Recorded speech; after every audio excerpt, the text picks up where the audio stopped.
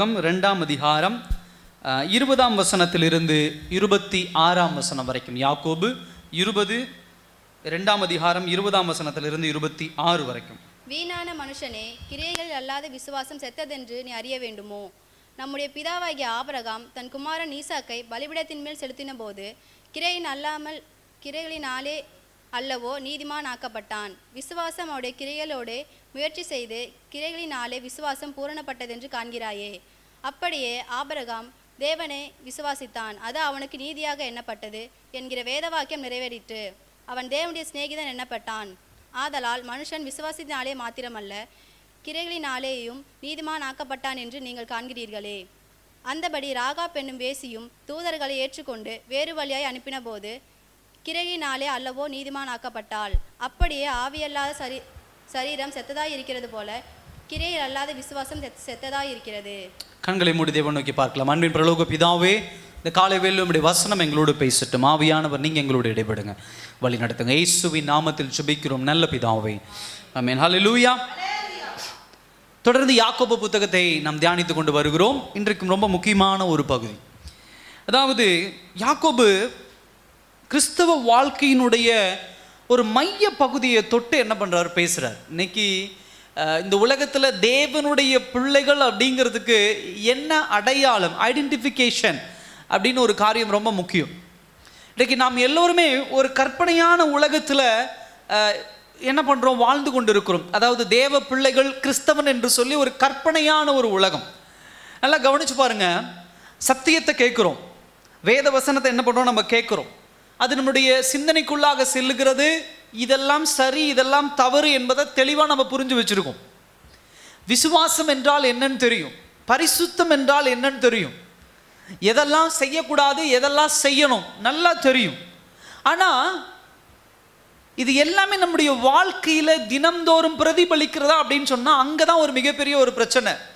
ஏன் அப்படின்னு சொன்னால், நம்ம மைண்டில் எப்படி நம்ம வச்சுக்கிறோம், நான் எப்படி இருந்தாலும் சரி இயேசு கிறிஸ்துவை நான் விசுவாசிக்கிறதுனால எனக்கு ரட்சிப்பு உண்டு, எனக்கு பரலோகம் உண்டு, எனக்கு ஆசீர்வாதம் உண்டு, எனக்கு கிருபை உண்டு.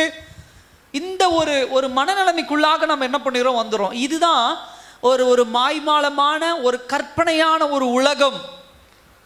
இந்த உலகத்தில் தான் இன்றைக்கு பல கிறிஸ்தவர்கள் மாட்டிக்கொண்டு என்ன பண்ணி கொண்டு இருக்கிறார்கள், சிதைந்து போய் கொண்டு இருக்கிறார்கள். யாக்கோபு அதை தான் மையப்படுத்தி பேசுகிறார். யாக்கோபு அதை தான் பேசுகிறார். அதாவது உண்மையாக பேசணும் அப்படின்னு சொன்னால், சத்தியம் அப்படின்னா என்ன அர்த்தம் அப்படின்னா, என்னுடைய அன்றாட வாழ்க்கை மாறணும். ஹல்லேலூயா. விசுவாசம் என்பது என் சிந்தனையில் இருக்க வேண்டிய விஷயம் அல்ல. விசுவாசம் என்பது என் வாய் பேசுகிற விஷயம் அல்ல. என்னுடைய வாழ்க்கையில் தினந்தோறும் நிமிடந்தோறும் வெளிப்படுகிற ஒரு விஷயம். அதுதான் இந்த 20ஆம் வசனத்திலிருந்து 26ஆம் வசனம் வரைக்கும் பேசுறார். இன்றைக்கு இருக்கக்கூடிய கிறிஸ்தவ வாழ்க்கையிலே விசுவாசம் என்பது எப்படிப்பட்டதாக இருக்கிறது என்று சொன்னால், வெறும் கேட்கிற ஒரு விஷயமாகவோ பேசுகிற ஒரு விஷயமாக மாத்திரம்தான் இருக்கு. வாழ்க்கையில் ஒரு மாற்றம் கிடையாது, வாழ்க்கையில் ஒரு ப்ரொடெக்ஷன், அதாவது ஒரு கனி கிடையாது, ஒரு சாட்சி கிடையாது, அதற்குண்டான செயல்பாடுகள் இல்லை. ஒரு கிறிஸ்தவன் அப்படின்னு சொன்னா அவனுக்குண்டான செயல்பாடுகள் இல்லை. இன்றைக்கு இப்படிப்பட்ட ஒரு சூழ்நிலை உள்ள ஒரு ஜனங்களுக்கு தான் இந்த இடத்துல என்ன பண்றார், வெளிப்படுத்துகிறார். சகோதர சகோதரியே, விசுவாசம் என்பது இன்விசிபிளான ஒரு காரியம். நல்லா கவனிங்க. விசுவாசம் என்பது யாரும் பார்க்க முடியாத ஒரு விஷயம். ஆனா அந்த விசுவாசத்தினுடைய விளைவுகளை நம்முடைய வாழ்க்கையில் நாம் வெளிப்படுத்த முடியும். அல்லேலூயா. பாஸ்டர், இதுக்கு இன்னும் ஒரு பெஸ்ட் எக்ஸாம்பிள் சொல்லுங்க, என்னால் இது புரிஞ்சுக்க முடியல அப்படின்னா ஒரு 3 காரியத்தை சொல்ல முடியும். முதலாவது காரியம் காற்று. காற்று நம்ம என்ன பண்ண முடியாது, பார்க்க முடியாது. ஆனால் அந்த காற்றினுடைய விளைவுகளை நம்ம என்ன பண்ண முடியும், பார்க்க முடியும். உதாரணத்துக்கு ஒரு காற்றடிக்கிறது, நம்ம துணி ஆடுது, நம்முடைய முடி ஆடுது. இன்னும் வேகமான காற்றுனா மரம் ஆடுது. சில விஷயங்கள் கரண்ட்டுக்கு ஒயர்லாம் அந்து விழுகிறது, இதெல்லாம் நம்ம பார்க்க முடியுது, விளைவுகள் தெரியுது. அதே போல தான் எலக்ட்ரிசிட்டி, கரண்ட்டை நம்ம யாராவது பார்த்துருக்கோமா, இல்லை. பட் அதனுடைய விளைவுகள் என்ன, ஃபேன் ஓடுது, லைட் எரியுது, டிவி ஓடுது, இந்த மாதிரி அதனுடைய விளைவுகள் நம்ம என்ன பண்ண முடியும், பார்க்க முடியுது. இன்னும் சில போனால் ரேடியோ, ஒரு காலகட்டத்தில் நம்ம ரொம்ப பயன்படுத்துகிறோம், இன்றைக்கும் பல பேர் நம்ம பயன்படுத்துகிறோம். வானொலி, எங்கேயோ ஒரு கொடைக்கானல் இருந்து அது ஒரு அலைவரிசையாக காத்துக்குள்ள அனுப்புகிறாங்க. அது நம்முடைய வீட்டில் ஒரு வச்சிருக்கிற ஒரு சின்ன பெட்டிக்குள்ள அது என்ன பண்ணுது, சவுண்டாக வருது. கதவை சாத்தி வைக்கலாம், ஜன்னலை சாத்தி வைக்கலாம். அப்போ நல்லா கவனிக்க வேண்டிய விஷயம் அதுதான். அதை நம் கண்களால் காண முடியாது, ஆனால் அதனுடைய விளைவுகள் என்ன பண்ண முடியும், நம்ம உணர முடியும். கிறிஸ்தவ வாழ்க்கையிலே விசுவாசம் என்பது அப்படிப்பட்டதுதான். இட் இஸ் இன்விசிபிள், பார்க்க முடியாது. ஆனால் பார்க்க முடியாத விசுவாசம் உங்ககிட்ட இருக்கு, எங்கிட்ட இருக்கு அப்படின்னு சொன்னா அதை எப்படி நம்ம உறுதிப்படுத்த முடியும்னா அதனுடைய விளைவுகள் வெளிப்படணும். அல்லேலூயா. அதனுடைய சாட்சி வெளிப்படணும், அதனுடைய ப்ரொடெக்ஷன் வெளிப்படணும், அதனுடைய கனி வெளிப்படணும். அப்படி வெளிப்படாமல் நான் விசுவாசம் உள்ளவன் அப்படின்னு சொன்னா நம்ம என்ன பண்ண முடியாது, ஊர்ஜிதப்படுத்த முடியாது. கரண்ட் ஒயர் இருக்கு, கரண்ட் இருக்குன்னு வாயிலே சொல்லிக்கிட்டு இருக்கிறோம். ஆனால் ஃபேன் ஓடலை, லைட் ஓடலைன்னு நம்ம என்ன சொல்லுவோம், இல்லடா முட்டாள் மாதிரி பேசுகிற, கரண்ட் இருக்குன்னு சொல்கிற, எங்கள் ஃபேன் ஓடலை, லைட் இல்லை, அந்த ஒயருக்குள்ளே கரண்ட் போய்கிட்டு தான் இருக்குது, இல்லை அந்த ஒயருக்குள்ளே கரண்ட் இருக்குது இப்படின்னு சொல்லிக்கிட்டே இருந்தால் நம்மளை என்ன பண்ணிடுவோம், இவன் ஒரு பைத்தியக்காரனாக இருக்குது. ஒயருக்குள்ளே கரண்ட் போகுது அப்படின்னா ஃபேன் ஓடணும் இல்லை. இப்படி ஒரு ஒரு ஒரு ஒரு நிலைமையில தான் இன்றைக்கு ஒரு பிசாசானவனும் உலகபூர்வமான காரியங்களும் நம்மளை மயக்கி வச்சிருக்கு. நான் இயேசுவை விசுவாசிக்கிறேன், நான் கிறிஸ்தவன், நான் தேவனுடைய பிள்ளை, நான் விசுவாசிக்கிறேன், நான் பரலோகம் போவேன், நான் ஆண்டவருடைய பிள்ளை, என் பேர் பரலோகத்தில் ஆண்டவர் எழுதி வச்சிருக்கிறாரு, இன்னைக்கு மரித்தாலும் நான் நாளைக்கு பரலோகம் போயிடுவேன். இதெல்லாம் பேசுற நம்ம அந்த விசுவாசத்திற்குண்டான வாழ்க்கை முறை இருக்கானா, அது ஒரு மிகப்பெரிய கேள்வி. யாக்கோபு அதை தான் இந்த நாளில் என்ன பண்றாரு, அட்ரஸ் பண்றாரு. கிரியை என்று சொன்னால் செயல்பாடுகள். நல்லா கவனிங்க, இதை வந்து ரெண்டு வகையாக குழப்பி விட்டுருவாங்க. என்ன குழப்பி விடுவாங்க அப்படின்னு சொன்னால், அப்போஸ்தலனாகிய பவுல் பேசுகிற வசனங்களை எபேசியர் புத்தகத்தை கொண்டு வந்து என்ன சொல்லிடுவாங்க, கிரியைகள்னால் அல்ல, இயேசு கிறிஸ்துவினுடைய கிருபை மாத்திரம்தான், நீ என்ன வேணா செய், அவருடைய கிருபை உன்னை ரட்சிக்கும், அவருடைய கிருபை உன்னை பாதுகாக்கும், அவருடைய கிருபை உன்னை என்ன பண்ணும், மேலே கொண்டு போகும். இன்னைக்கு இருக்கிறவங்கலாம் ட்ரெமாண்டஸ், அதாவது ஒரு மிகப்பெரிய அறிவாளிகள். அல்லேலூயா. அவ்வளோ அழகா பேசுறாங்க. அதான் ஒருத்தர் அழகா பேசுறாரு, என்ன சொல்றாரு அப்படின்னு சொன்னா, பாதாளத்தில் கர்த்தர் உன்னோடு கூட என்ன பண்ணுகிறார், இருக்கிறார். நீ எப்போ பாதாளம் போவ, எப்போ நரகத்துக்கு போவ அப்படின்னு சொன்னா, பாவம் பண்ணாதான் நரகத்துக்கு போவ. அப்ப எந்த மனுஷனையும் ரட்சிக்கிற வல்லமை கர்த்தரிடத்துல உண்டு. நீ பாதாளத்தில் இருந்தாலும் பாவம் பண்ணி நரகத்தில் இருந்தாலும் கர்த்தர் உன்னை என்ன பண்ணுவார், ரட்சிப்பார். எவ்வளோ ஒரு அழகான ஒரு வார்த்தை. இப்போ எப்படி அவங்க இன்டியூஸ் பண்ணுறாங்க, பாவம் பண்ணாதேன்னு சொல்லலை, பாவம் பண்ணுங்க, பாவம் தப்பு பண்ணுங்க, தேவனுக்கு விரோதமாக செய்யுங்க, செஞ்சாலும் கவலைப்படாதீங்க, நீங்கள் எங்கே போயிடுவீங்க, பரலோகம் போயிடுவீங்க. எப்படி அழகாக பேசுகிறாங்க பாருங்க. இன்றைக்கு பல கிறிஸ்தவ பிள்ளைகள் இப்படிப்பட்ட உபதேசங்களில் மாட்டி கிடக்கிறாங்க. நல்லா புரிஞ்சுக்கோங்க என் சகோதர சகோதரியே. சில பேர் அப்படி, சில பேர் தைரியம், என்ன நடந்துட போகுது, நான் பரலோகம் போயிடுவேன், என் ஆண்டவர் அதெல்லாம் என்னை கைவிட மாட்டார், நான் துதிக்கிறேன், அந்நிய பாஷை நிரம்பி பேசுறேன், நான் பாட்டு பாடுறேன், இல்லை நான் ஏதோ ஒரு வகையில் சர்ச்சுக்கு நான் போயிடுறேன், நான் பேரை மாற்றி வச்சிருக்கிறேன், நான் எப்படி பரலோகம் போயிடுவேன். இல்லை, யாக்கோபு அதை தான் இங்கே பேசுறாரு. கிரியைகள்னால் மாத்திரம் தான் நம்ம என்ன பண்ண முடியும், எனக்குள்ள விசுவாசம் இருக்கா இல்லையா என்பதை என்ன பண்ண முடியும், வெளிப்படுத்த முடியும். பவுல் தெளிவாக சொல்றாரு. உதாரணத்திற்கு எபேசியர்ல பார்க்குறோம், 2ஆம் அதிகாரத்தில் சொல்றாரு. முதல்ல என்ன சொல்றாரு, கிருபையாலே, உங்களுக்குள்ள இருக்கக்கூடிய விசுவாசத்தின் மூலமாக கிருபையாலே கர்த்தர் உங்களை என்ன பண்ணார், ரட்சித்தார். எதற்காக ரட்சித்தார் அப்படின்னு சொன்னா, எதற்காக அவருடைய கிருபை என்று சொன்னால், நல்ல காரியங்களை செய்வதற்காக, நல்ல செயல்களை என்ன பண்ணுவது, செய்வதற்காக. அப்ப நல்லா கவனிங்க, தேவனுடைய கிருபை உங்களுக்குள்ள இருக்கு, அதே போல தேவனுடைய விசுவாசம் உங்க மேல, தேவனுக்கு மேல பற்றுதலா இருக்கிறீங்க, விசுவாசமா இருக்கீங்க அப்படின்னா, உங்களுடைய ஆட்டிடியூட், உங்களுடைய செயல்பாடுகள், உங்களுடைய கிரியைகள் ரொம்ப முக்கியம். அதை தான் இங்க திரும்ப திரும்ப வெளிப்படுத்துறாரு. மத்தேயு புத்தகத்திலே தெளிவாக நம்ம பார்க்க முடியுது. 7ஆம் அதிகாரத்தில் 21ஆம் வசனத்திலிருந்து 27ஆம் வசனம் வரைக்கும், கடவுளே கடவுளே, தேவனே தேவனே என்று கூப்பிடுகிறார்களோ தவிர பரிசுத்தத்திற்குண்டான கிரியை அவர்களிடத்துல இல்லை, ப்ராடக்ட் அவங்ககிட்ட இல்லை, எம்டியா இருக்கு, கம்பெனி ஓடிக்கிட்டே இருக்குது. அல்லேலூயா. கம்பெனி ஓடிக்கிட்டு இருக்குது, ஆனால் நூல் வெளியே வரல, பஞ்சு வெளியே வரல. இன்னைக்கு கிறிஸ்தவ வாழ்க்கை அப்படிதான் இருக்கு. கிறிஸ்தவன் கிறிஸ்தவன் கிறிஸ்தவன் என்று வாயில சொல்லி கொண்டு இருக்கிறோமோ தவிர நம்மளுடைய ப்ராடக்ட் என்ன, நம்முடைய வெளிக்கொண்டு வருகிற விஷயம் என்ன, அதை தான் யாக்கோபு தெளிவாக கொண்டு வரார். 14ஆம் வசனத்திலிருந்து, யாக்கோபு 2ஆம் அதிகாரம் 14ஆம் வசனத்திலிருந்து 20ஆம் வசனம் வரைக்கும் 3 காரியங்களை தியானித்தோம். வெறுமையான அறிக்கை, 2வது பொய்யான மனதுருக்கம், 3வது ஆழமில்லாத ஒரு நம்பிக்கை, ஒரு கன்விக்ஷன், ஆழமில்லாத ஒரு வெளிப்படுத்துதல். இப்ப 20ஆம் வசனத்து 21ஆம் வசனத்திலிருந்து 26ஆம் வசனம் வரைக்கும் என்ன சொல்றார் அப்படின்னு சொன்னா, அடுத்த ஒரு 3 காரியங்களை தெளிவா வெளிப்படுத்துறார். என்ன அப்படின்னு சொன்னா, நாம் எப்படி வாழறோம், லிவிங் ஃபெய்த், விசுவாசத்தினுடைய வாழ்க்கை முறை என்ன. விசுவாசம் அது வாழ்க்கையில பிரதிபலிக்கணும். அந்த முறை என்னப்பா? அதுக்கு ஒரு 2 உதாரணத்தை கொடுக்கிறார். ஒருத்தர் ஆபிரகாமை கொண்டு வர்றாரு, இன்னொருத்தர் ராகாபை கொண்டு வர்றார். அதில் இந்த ஆபிரகாமை மாத்திரம் இன்னைக்கு நம்ம என்ன பண்ண போறோம், தெளிவாக நம்ம தியானிக்க போறோம். ராகாபை அடுத்த வாரம் தியானிக்க போறோம். முதல் பாயிண்ட் என்ன அப்படின்னு சொன்னா, நல்லா வாசிங்க. அந்த 21ஆம் வசனத்துல என்ன சொல்றாரு, நம்முடைய பிதாவாகிய ஆபிரகாம் தம் குமாரன் ஈசாக்கை பலிபீடத்தின் மேல் செலுத்தின போது கிரியையினால் அல்லவோ நீதிமானாக்கப்பட்டான். அதே போல விசுவாசம் அவனுடைய கிரியைகளோடு கூட முயற்சி செய்து கிரியைகளினாலே விசுவாசம் பூரணப்பட்டது என்று காண்கின்றாயே. யாரு காண்கிறா? நல்ல கவனிங்க. ஆபிரகாமினுடைய விசுவாசம் கிரியையினால் வெளிப்பட்டது என்று சொல்லி யார் காண்கிறா? யார்?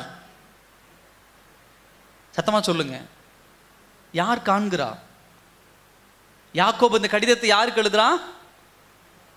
இஸ்ரவேல் ஜனங்களுக்கு, உபத்திரவத்தில் இருக்கக்கூடிய வேறு தேசங்கள் இருக்கக்கூடிய ஜனங்களுக்கு எழுதுறாரு. நீங்க காண்கிறீங்க. இன்றைக்கு ஆபிரகாம் தன்னுடைய மகனாகிய ஈசாக்கை பலி கொடுத்தான்னு சொல்லி யார் பேசிக்கிட்டு இருக்கிறோம்? நீங்களும் நானும் பேசிக்கிட்டு இருக்கிறோம். உங்களுக்கு புரியலையா இன்னும்? நல்லா கவனிங்க. ஆபிரகாம் தன்னுடைய மகனாகிய ஈசாக்கை கொண்டு போய் மோரியா மலையின் மேலே பலி கொடுக்க கொண்டு போறான். கர்த்தர் அவனை பலி கொடுக்க விடாமல் அவனை தடுத்து நிறுத்தி அங்க ஒரு ஆட்டுக்கடாயை கொண்டு வந்து அதை பலி கொடுக்க வைத்தார் என்பதை இன்றைக்கும் யார் பேசிக் கொண்டிருக்கிறான்? நீங்களும் நானும் பேசிக் கொண்டிருக்கிறோம். இந்த உலகம் பேசிக் கொண்டிருக்கிறது. ஆபிரகாமின் விசுவாசம் என்பது ஆபிரகாம் மரித்து போன உடனே மறைந்து போகிற விஷயம் அல்ல, இல்ல ஆபிரகாம் வாழுகிற காலத்தில் அது காணாமல் போன விஷயம் அல்ல. அதை உலகம் பேசிக் கொண்டிருக்கிறது, கண்டு கொண்டிருக்கிறது. அல்லேலூயா. ஃபர்ஸ்ட் பாயிண்ட் அதுதான். உங்களுக்குள்ள இருக்கக்கூடிய, எனக்குள்ள இருக்கக்கூடிய விசுவாசத்தை இந்த உலகம் என்ன பண்ண வேண்டும்? காண வேண்டும். அப்ப எப்படி இந்த உலகம் காணணும்னா, வாயிலே சொல்லிக்கிட்டு இருந்தா உலகம் கண்டுருமா? ஆபிரகாம் வாயிலேயே சொல்லிக்கிட்டே இருந்திருந்தாருன்னா அந்த உலகம் கண்டிருக்குமா? ஆண்டவர் சொல்றார், உன் மகனை கொண்டு வந்து பலி கொடுன்னு சொல்லி சொன்ன உடனே ஆபிரகாம் வாயிலேயே என் மகனை ஆண்டவர் கேட்டார், என் மகனை ஆண்டவர் கேட்டார், என் மகனை ஆண்டவர் கேட்டார், என் மகனை ஆண்டவர் கேட்டார். சாகர வரைக்கும் இது ஆபிரகாம் சொல்லிக்கிட்டே இருந்தா இன்னைய தேதிக்கு நீங்களும் நானும் ஆபிரகாம் பத்தி பேசுவோமா? விசுவாசத்தின் தகப்பன் என்று சொல்லுவோமா? எனக்கு ஆண்டவர் மேல விசுவாசம் இருக்கு பிரதர், எனக்கு அதுல எல்லாம் இல்லாம இல்ல. ஆண்டவர் என் மகனை கேட்டார், எனக்கு ஆண்டவர் மேல விசுவாசம் இருக்கு, ஆண்டவர் என் மகனை கொண்டு வந்து பலியிட சொன்னார், விசுவாசம் இருக்கு. இப்படியே பேசிக்கிட்டு இருக்கிறது விசுவாசம் அல்ல. என் மகனை ஆண்டவர் கேட்டார், நான் கொண்டு போய் பலி கொடுப்பேன்னு சொல்லி கிளம்பி போனா பாருங்க, அந்த கிரியை தான் விசுவாசம். அல்லேலூயா. அந்த கிரியை தான் எது கண்டது? ஆபிரகாமோடு கூட இருந்த ஜனங்கள் கண்டாங்க, ஆபிரகாமினுடைய குடும்பத்தினால் கண்டாங்க, அன்றைக்கு ஆபிரகாமை சுற்றி வாழ்ந்தவர்கள் கண்டாங்க. இன்றைக்கு நீங்களும் நானும் ஆபிரகாமினுடைய கிரியை குறித்து பேசிக் கொண்டிருக்கிறோம். அல்லேலூயா. அவனுக்குள்ள இருந்த விசுவாசம் கிரியையினால் வெளிப்பட்டதை உலகம் அறிந்து கொண்டது, கண்டது. காண்கின்றாயே.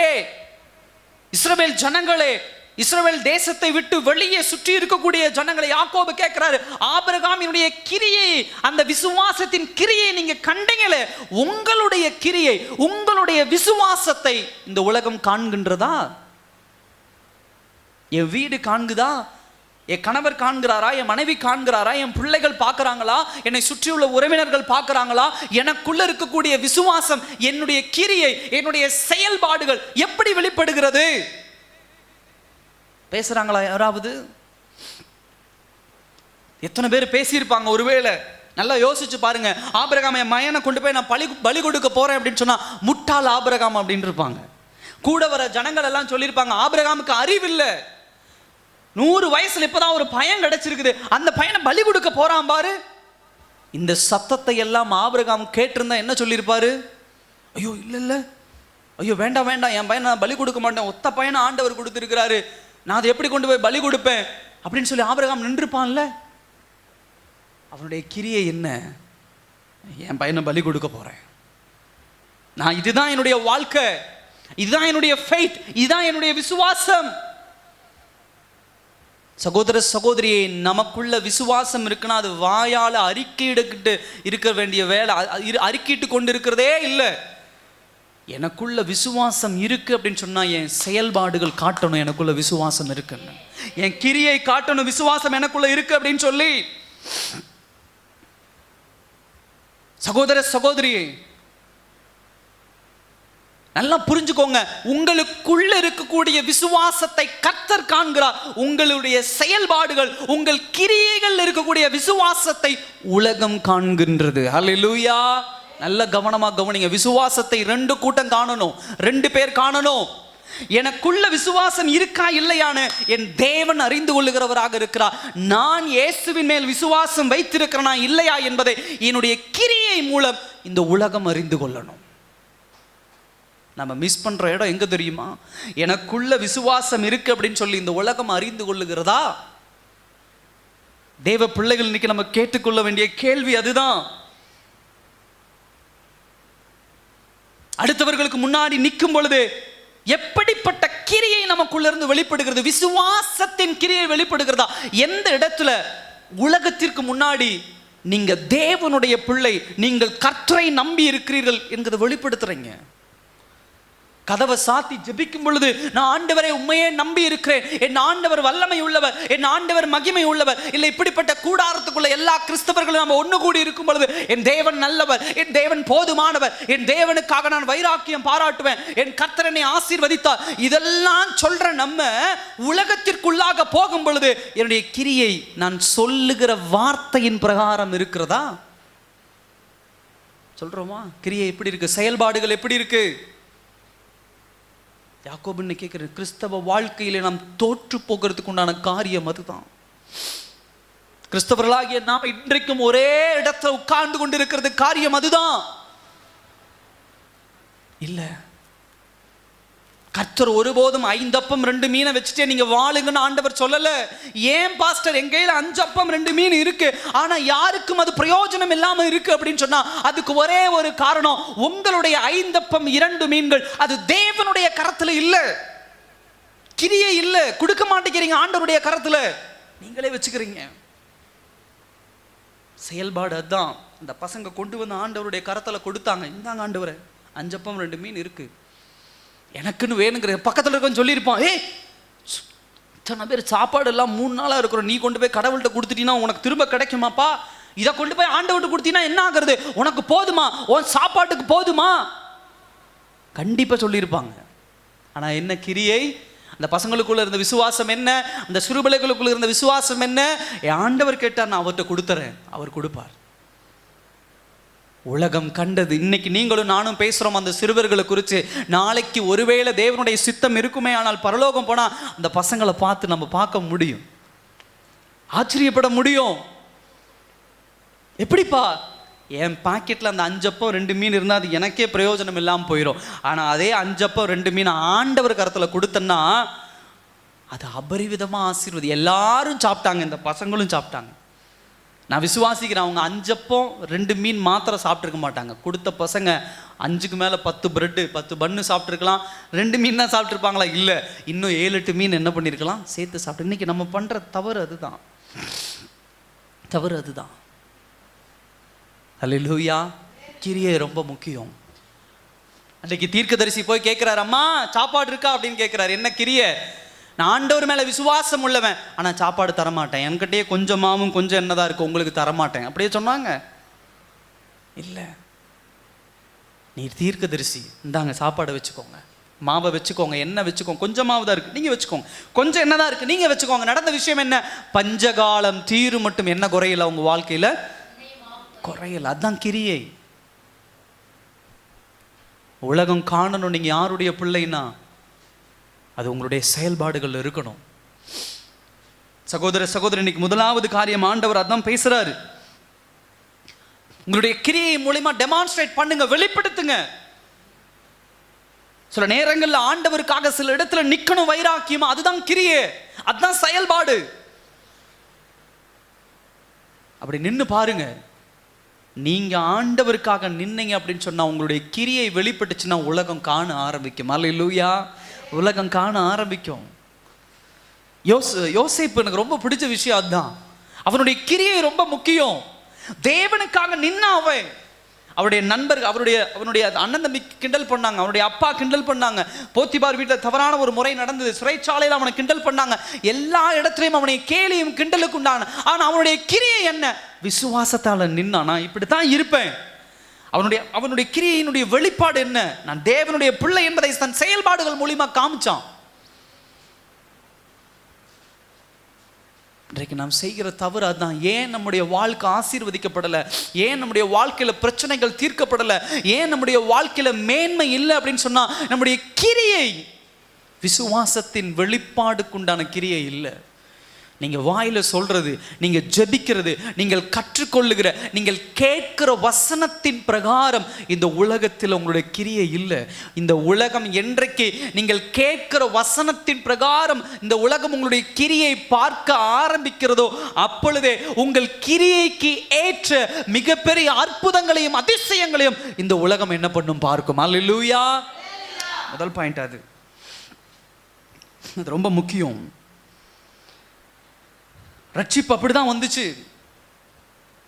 எனக்கு ரொம்ப பிடிச்ச ஒரு காரியம் என்னன்னா, இந்த வசனத்துல யாக்கோபு ஒரு சில விஷயங்கள் அழகா போர்ட்ரேட் பண்றார்.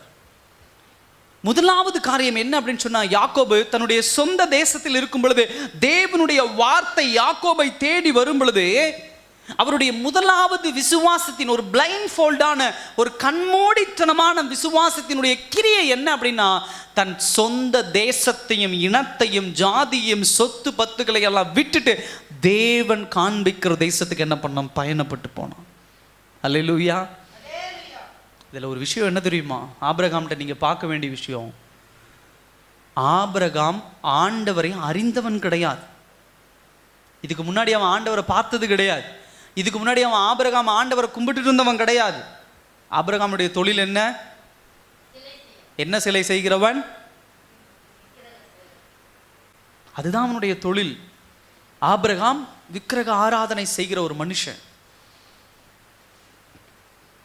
அவனுக்கு இயேசுனா தேவன்னா யாருன்னு தெரியாது, பிதானா யாருன்னு தெரியாது, ஆதாம் ஏவாளை படைத்தது ஆண்டவர், இந்த கான்செப்ட்லாம் எதுவுமே தெரியாது. ஆனா திடீர்னு ஒருவர் தோன்றி, நீ உன் இனத்தையும் தேசத்தையும் விட்டு நீ கிளம்பி போ, நான் உன்னை பெரிய சந்ததி ஆக்குவேன், ஒரு பெரிய ஜாதி ஆக்குவேன் சொன்னோன்ன, என் இனம் வேண்டாம், என் தேசம் வேண்டாம், என் சொத்து வேண்டாம், என் பத்து வேண்டாம், எல்லாத்தையும் கிளம்பி என்ன பண்ணா, விட்டுட்டு கிளம்பி போனான். அதுதான் விசுவாசத்தினுடைய கிரியை. அந்த கிரியையினுடைய ஒரு எக்ஸ்டென்ஷன், ஒரு விரிவாக்கம் தான் தன்னுடைய பெத்த மகனையும் கொண்டு போய் பலி கொடுக்க போனான். உலகம் காணணும். எத்தனை பேர் எனக்கு தெரிஞ்சு கிண்டல் பண்ணியிருப்பாங்க. ஆபிரகாம் கிளம்பி போகும்போது, எங்கடா போற நீ? உனக்கு இங்கே வீடு இருக்குடா, உனக்கு இங்கே சொத்து இருக்குடா, உனக்கு இங்கே குடியுரிமை இருக்குடா, உன்னுடைய நிலம் இங்கே கிடக்குடா, உன் சொந்தக்காரங்க இங்கே எல்லாமே இருக்காங்க, எங்கே போற நீ? நாளைக்கு உங்கள் வீட்டுக்கு நாங்கள் வரமாட்டோம், நாளைக்கு ஒரு காரியத்தை உங்கள் வீட்டில் பங்கு கொள்ள மாட்டோம், ஒரு சின்ன காரியங்கள் உங்கள் வீட்டில் செய்ய மாட்டோம். எத்தனை பேர் ஆபிரகாமை கிண்டல் பண்ணியிருப்பாங்க, கோவப்பட்டிருப்பாங்க. ஆனால் இதே ஆபிரகாமை இன்றைக்கு உலகம் காண்கிறது விசுவாசத்தின் தகப்பன் என்று சொல்லி. ஹல்லேலூயா. இந்த உலகம் காண்கிறது. இரண்டாவது விஷயம், இந்த வசனத்தில் வாசிக்கும் பொழுது என்ன செய்கிறது, நம்முடைய பிதாவா 21ஆம் வசனம், நம்முடைய பிதாவாகிய ஆபிரகாம் தன் குமாரன் ஈசாக்கை பலிபீடத்தின் மேல் செலுத்தின பொழுது, விசுவாசத்திற்கென்று ஒரு ரியாலிட்டி இருக்கு. ரியாலிட்டினா உண்மைத்தன்மை. அல்லேலூயா. இன்றைக்கு பல பேருடைய விசுவாசம் பொய்த்தன்மை உடையதாக இருக்கு. நல்லா கவனிங்க. விசுவாசம் பொய்த்தன்மை உடையதா இல்லை உண்மைத்தன்மை உடையதா என்பதை எப்படி நியாயம் தீர்க்க முடியும்னா, அதனுடைய கிரியை வைத்து தான் என்ன பண்ண முடியும், நியாயம் தீர்க்க முடியும். என்னுடைய விசுவாசம் உண்மையா, என்னுடைய விசுவாசம் ஜென்யூனானதா, என்னுடைய விசுவாசம் பொய்யானதா என்பதை எப்படி நியாயம் தீர்க்க முடியும், எப்படி உறுதிப்படுத்த முடியும் அப்படின்னா, என்னுடைய கிரியை வச்சுதான். அதுக்கு தான் அந்த வார்த்தையை அழுத்தம் திருத்தமாக சொல்றாரு, ஈசாக்கை பலிபீடத்தின் மேல் செலுத்தின போது. நல்லா கவனிங்க, எப்படியெல்லாம் அந்த கிரியை மாறி இருக்கலாம் யோசிச்சு பாருங்க கொஞ்சம். அதனுடைய ரியாலிட்டி, அதனுடைய உண்மைத்தன்மை பாருங்க. எஸ், நான் இயேசுவின் மேல விசுவாசம் வச்சிருக்கேன். ரொம்ப ஒரு டிஃபிகல்ட்டான ஒரு விஷயம் இது. முதலாக கடவுள் ஆபிரகாம அந்த சம்பவத்தை கொஞ்சம் யோசிச்சு பாருங்களேன். ரியாலிட்டி, உண்மைத்தன்மை, அந்த உண்மைத்தன்மை விசுவாசம் புரியும். முதல்ல ஆண்டவர் சொல்றார் ஆபிரகாம் அப்படின்னு கூப்பிடுறார். இது எங்க இருக்கு அப்படின்னு சொன்னா ஆதியாகமம் 22ஆம் அதிகாரம், அதை எடுத்து வச்சுக்கோங்க. அதில் ரொம்ப ஒரு முக்கியமான வார்த்தையை நான் உங்களுக்கு பாயிண்ட் அவுட் பண்றேன். ஆபிரகாம் ஆதியாகமம் 22ஆம் அதிகாரத்தில் முதல்ல கூப்பிடுறாரு ஆண்டவர், ஆபிரகாம் அப்படின்னு கூப்பிடுறாரு. கூப்பிட்ட உடனே ஆபிரகாம், ஆண்டவரே நான் இங்க இருக்கேன் சொல்லுங்க அப்படிங்கிறார். ஃபர்ஸ்ட் பாயிண்ட் அது. ரெண்டாவது என்ன சொல்றாரு அப்படின்னு சொன்னா, இப்பதான் ஆரம்பிக்கிறாரு. என்ன சொல்றாரு, உன் மகனை என்ன பண்ணிக்கோ, டேக் யுவர் சன், உன் மகனை என்ன பண்ணிக்கோ, கூட்டிக்கோ. 22ஆம் அதிகாரம் பாருங்க எப்படி எண்ணில் அவர் ஆபிரகாமே என்றார். 1ஆம் வசனம், இதோ அடியேன் என்றார். அடுத்து என்ன சொல்றாரு, உன் புத்திரனும் உன் ஏகசுதனும் உன் நேச குமாரனாகிய ஈசாக்கை இப்பொழுது நீ அழைத்து கொண்டு. ஃபர்ஸ்ட் பாயிண்ட் நல்லா யோசிங்க. அதாவது விசுவாசத்தின் கிரியை ஆண்டவர் எப்படி செக் பண்றாரு, அதனுடைய உண்மைத்தன்மை எப்படி செக் பண்றாருன்னா, ஈசாக்கை கூட்டி கொண்டு போன்னு சொல்லல. அல்லேலூயா. ஏன் இப்படி சொல்லலாம்ல, ஈசாக்க கூட்டி கொண்டு போ அப்படின்னு சொல்லலாம். ஆனா இவர் எப்படி சொல்றாரு பாருங்க, உன் புத்திரன் உன் ஏகசுதன் உன் நேசகுமாரன். அப்ப இவன் இந்த விஷயத்தெல்லாம் மறந்திருந்தாலும் இது உள்ள இருந்து இன்டியூஸ் பண்ற மாதிரி. என்னது, உன் ஃபோனை கொடு அப்படின்னு கேட்கறது வேற, நான் வச்சுக்கிறேன் அப்படின்னு கேட்கறது வேற. நீ 2 வருஷம் கஷ்டப்பட்டு வேலை செஞ்சு சம்பாரிச்சு இல்லை அந்த பணத்தில் வாங்கணும் ஃபோனை கொடு, அது எப்படி இருக்கும்? நீ ரொம்ப ஆசையா வச்சிருக்கிற ஃபோனை எனக்கு கொடுத்துரு, அது எப்படி இருக்கும்? சும்மா ஃபோனை கொடுனா இந்தா போ அப்படின்னு கொடுத்துடலாம். ஆனால் அந்த ஃபோனுக்காகப்பட்ட கஷ்டங்கள், அந்த ஃபோனுக்காகப்பட்ட நிந்தனைகள், அந்த ஃபோனுக்காக உழைத்த உழைப்பு, இதெல்லாம் சொல்லி ஒருத்தர் கேட்கும்போது நமக்கு எப்படிப்பட்டதாக இருக்கும்? அதெல்லாம் ஞாபகம் வந்து கொடுக்க மனசு வராது. அப்போ ஆண்டவர் சொல்றாரு, உன் புத்திரன், ஏன்னா உனக்கு 100 வயசு வரைக்கும் குழந்தை கிடையாது, உன் ஏகசுதன், உன்னுடைய சந்ததிக்கு இனிமே அவன் தான் எல்லாமே பொறுப்பு. 3வது உன் நேசகுமாரன், அதனால ரொம்ப அன்பு வச்சிருக்கிறார், அவனை கூட்டிக்கோ அப்படிங்கிறார். 2வது என்ன சொல்றாரு, நீ மோரியா தேசத்துக்கு போய். அடுத்த பாயிண்ட் என்ன சொல்றாரு, இவர் only Sun, take your son, இவர் ஒன்லி சன், மேல அன்பு வச்ச இவனை கூட்டிட்டு அவன் என்ன பண்ற, மோரியா தேசத்துக்கு என்ன பண்ணு, கூட்டிட்டு போ. அங்க போய் நான் குறிக்கும் மலைகள் ஒன்றின் மேல் அவனை என்ன பண்ணு, தகன பலியாக இடு. என்ன பொறுத்து, நம்மளை பொறுத்த வரைக்கும் 22ஆம் அதிகாரம் 1ஆம் வசனம் 2ஆம் வசனம் இவ்வளவு பெரிய வசனம் தேவையில்லை. ஹல்லேலூயா. சிம்பிளா முடிக்கலாம். எப்படி முடிக்கலாம்? ஆண்டவர் எப்போ அவன் பையனை கூட்டிட்டு போய் மோரியா தேசத்தில் காண்பிக்கிற இடத்துல பலி கொடுத்துரு, அவ்வளோதான் முடிஞ்சுது. ஆபிரகாமே இதோ அடியேன் உன் ஏகசுதன், மேலே அன்பு வச்ச, நீ ரொம்ப அன்பு வச்ச உன்னுடைய நேசகுமாரன், உன் புத்திரன். இந்த டயலாக்லாம் தேவையில்லை. ஆனால் எப்படி ரியாலிட்டியை செக் பண்ணுறாரு ஆண்டவர் பாருங்க. இதெல்லாம் சொல்லி அவனுடைய இருதயத்தை திரும்ப என்ன பண்ணுறாரு, தூண்டி விடுகிற ஒரு காரியம். நல்ல விசுவாசத்தோடு இந்த வசனத்தை அணுகி பாருங்க. ஆபிரகாமுக்கு 100 வயசு, குழந்தைங்க இல்லை. ஆனால் ஆண்டவர் அவனை கூட்டிகிட்டு போய் வானத்தின் நட்சத்திரங்களை பாரு, அது மாதிரி உனக்கு என்ன பண்ணுவேன், குழந்தை தரேன் அப்படிங்கிற. திடீர்னு அவனை ஒரு நாள் கூட்டிகிட்டு போய் இங்கே பாருப்பா பூமியை பாரு, மணலை போல நான் என்ன பண்ணுறேன், உனக்கு குழந்தைகள் தரேன் அப்படிங்கிறார். கடவுள் எப்படியெல்லாம் ஒரு மனிதனுடைய விசுவாசத்தை சோதித்து அறிகிறார்னு பாருங்க. நீங்களும் நானும் இந்த உலகத்தில் தவறாக புரிந்து கொண்ட ஒரு விஷயம் என்னன்னா, ஆண்டவரை சாதாரணமாக எடை போடுறோம். ஹல்லேலூயா. சத்தமாக சொல்லுங்க, ஆமாவா இல்லையா? ஒரு குழந்தைய தான் ஆண்டவர் கொடுக்குறார். எதுக்கு அவனை கூட்டிட்டு போய் தேவையில்லாமல் வானத்தின் நட்சத்திரங்களை பார், கடல் மணலை பார், இதை போல உனக்கு குழந்தை தருவேன் அப்படின்னு சொல்லணும்? கொடுத்ததே ஒரு குழந்தை. 100 வயசுல ஆபிரகாமுக்கு ஒரே ஒரு குழந்தை என்ன பண்ணுது, பிறக்குது. எதுக்கு அவனை கொண்டு போய் இவ்வளோ பெரிய விஷயம் என்ன பண்ணும், அவனுக்கு கொடுக்கணும்? சில நேரத்தில் சில இடங்களுக்கு நம்ம அவங்க சொல்லிட்டு போயிடுவாங்க, உங்களுக்கு வாங்க நான்வெஜ் சமைச்சு வச்சுருக்கோம், இறைச்சி கறி சமைச்சு வச்சுருக்கோம், பிரியாணி செஞ்சு வச்சுருக்கோன்னு கூட்டிகிட்டு போகிறாங்க. நீங்களும் எப்படி போங்க, உங்களுடைய எக்ஸ்பெக்டேஷன், உங்களுடைய எதிர்பார்ப்பு எப்படி இருக்கும்? ரொம்ப ஆசையாக போவோம். அங்கே போய் பார்த்தா சாம்பாரும் கேரட் பொரியலும் வச்சுருந்தா எப்படி இருக்கும்? எப்படி இருக்கும் உங்களுக்கு? எனக்கு எப்படி இருக்கும்? நமக்கு எப்படி இருக்கும்? ரொம்ப கோவம், அதை சாப்பிட மனசு வருமா? அந்த சாம்பார் என்ன டேஸ்ட்டாக இருந்தாலும் சரி, அன்னை காலகட்டத்தில் அந்த கேரட் எவ்வளோ விலை உயர்ந்தாலும் சரி, எக்ஸ்பெக்டேஷன் என்கிட்ட பிரியாணின்னு இருக்கு, அப்படி தான் சொல்லி கூட்டிகிட்டு போனாங்க. ஆனால் கூட்டிகிட்டு போய் என்ன பண்ணுறாங்க? சாம்பாரும் கேரட் பொரியலும் போட்டால் எப்படி அதை எதிர்பார்க்க முடியும்? அதே போல தான் உனக்கு வானத்தின் நட்சத்திரங்களை தருவேன், உனக்கு கடல் மணலை தருவேன்னு சொல்லி ஆண்டவர் ஒரே ஒரு குழந்தை கொடுத்துருக்கிறார். First point. இவன் இந்த ஒரு குழந்தைக்கு மேலே அவ்வளோ அன்பு வச்சு பாசம் வச்சிருக்க, இவனே கொண்டு வந்து பலி கொடுங்கிற. Second point. ரெண்டாவது விஷயம் என்ன அப்படின்னு சொன்னா, இப்போ 100 வயசுல உனக்கு குழந்தை கிடைக்குது. இப்போ ஆண்டவர் அவனை கொண்டு வந்து பலி கொடுக்குன்னு சொல்ற வயசு எந்த வயசாக இருக்கும் அப்படின்னு சொன்னா, ஒரு 10 to 15 வயசு. அப்போ ஆபிரகாமுக்கு ஒரு 115 வயசுன்னு என்ன பண்ணிக்கோங்க, ஞாபகம் வச்சுக்கோங்க. அப்போ இவனுக்கு என்ன வயசு அப்படின்னு சொன்னா, ஒரு 10 to 15 வயசு. இப்போ இந்த வயசுல அவனை என்ன பண்றாரு? ஆண்டவர் கொண்டு வந்து என்ன பண்றாரு? பலி கொடுங்கிறார். ரியாலிட்டி. உங்களுடைய விசுவாசத்தினுடைய உண்மைத்தன்மை என்ன? குழந்தை பிறந்த உடனே விசுவாசம் சேஞ்ச் ஆயிருச்சான்னு ஆண்டவர் செக் பண்றாரு. அல்லேலூயா. கவனிங்க. ஏன் ஏகசுதன் உன் புத்திரன் உன்னுடைய நேசகுமாரன் இந்த வார்த்தையில சொல்லி அவனை கொண்டு வந்து பலி கொடுன்னு சொல்றாருன்னா, அவனுடைய விசுவாசத்தின் உண்மைத்தன்மை அவன் புறப்பட்ட நாள்ல இருக்கிறது போல இருக்குதா? தன்னுடைய இனத்தையும் தன்னுடைய தேசத்தையும் தன்னுடைய சந்ததியும் விட்டு புறப்பட்ட நாட்கள்ல அவனுக்குள்ள இருந்த விசுவாசம் இப்பொழுது இருக்குதா? ஒரு செக்கு. ரெண்டாவது, 100 வயசு வரைக்கும் உனக்கு நான் குழந்தை தருவேன்னு சொல்லி, அதாவது குழந்தையே இல்லாம மலடியா இருந்த சாராளுடைய வயிற்றுல பிறக்கும் பொழுது அவனுக்குள்ள இருந்த பூரிப்பு, அவனுக்குள்ள இருந்த விசுவாசம் இப்பொழுதும் உண்மையோடு அது உயிரோடு இருக்குதா அப்படிங்கிறத செக் பண்ணதான் ஆண்டவர் ஆழத்திலிருந்து தோண்டி கொண்டு வந்து அவனை கொண்டு வந்து பலி கொடுன்னு கேட்கிறார். ரியாலிட்டி. சகோதர சகோதரிய, தேவனுடைய தேவன் அதுதான் இங்கே யாக்கோபு சொல்றார். இந்த விசுவாசத்தினுடைய கிரியை அதுதான். கர்த்தர் எப்பொழுது வேணாலும் எப்படிப்பட்ட கிரியை வேணாலும் நம்மகிட்ட இருந்து எதிர்பார்ப்பார். ஏன் அப்படின்னு சொன்னா, உங்களுடைய விசுவாசம் என்னுடைய விசுவாசமும் அதனுடைய உண்மைத்தன்மையில் இருக்கா? அது உயிருடன் இருக்கா? ஒரு காலத்துல எனக்கு வியாதி இருக்கும் பொழுது எனக்குள்ள இருந்த விசுவாசம், ஆண்டவரே என் வியாதியை சுகமாக்குங்க, என் வியாதி பலவீனத்தை மாற்றி போடுங்க, அப்ப எனக்குள்ள இருந்த விசுவாசம் இன்னைக்கு எப்படி இருக்கு?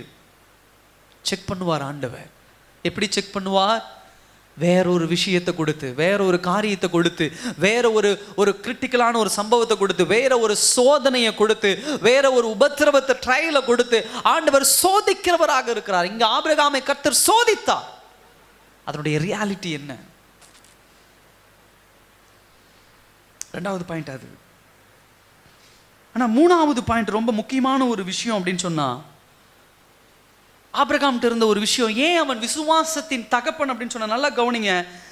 1ஆம் வசனத்துல ஆபிரகாமே அப்படின்னு கூப்பிடுறாரு, இதோ அடியன் என்று பதில் கொடுக்கிறான். 2ஆம் வசனத்துல பாருங்க, அவனை கொண்டு போய் தகன பலியாக பலியிடு என்கிறார். 3ஆம் வசனம் பாருங்க, அவன் அதிகாலையில்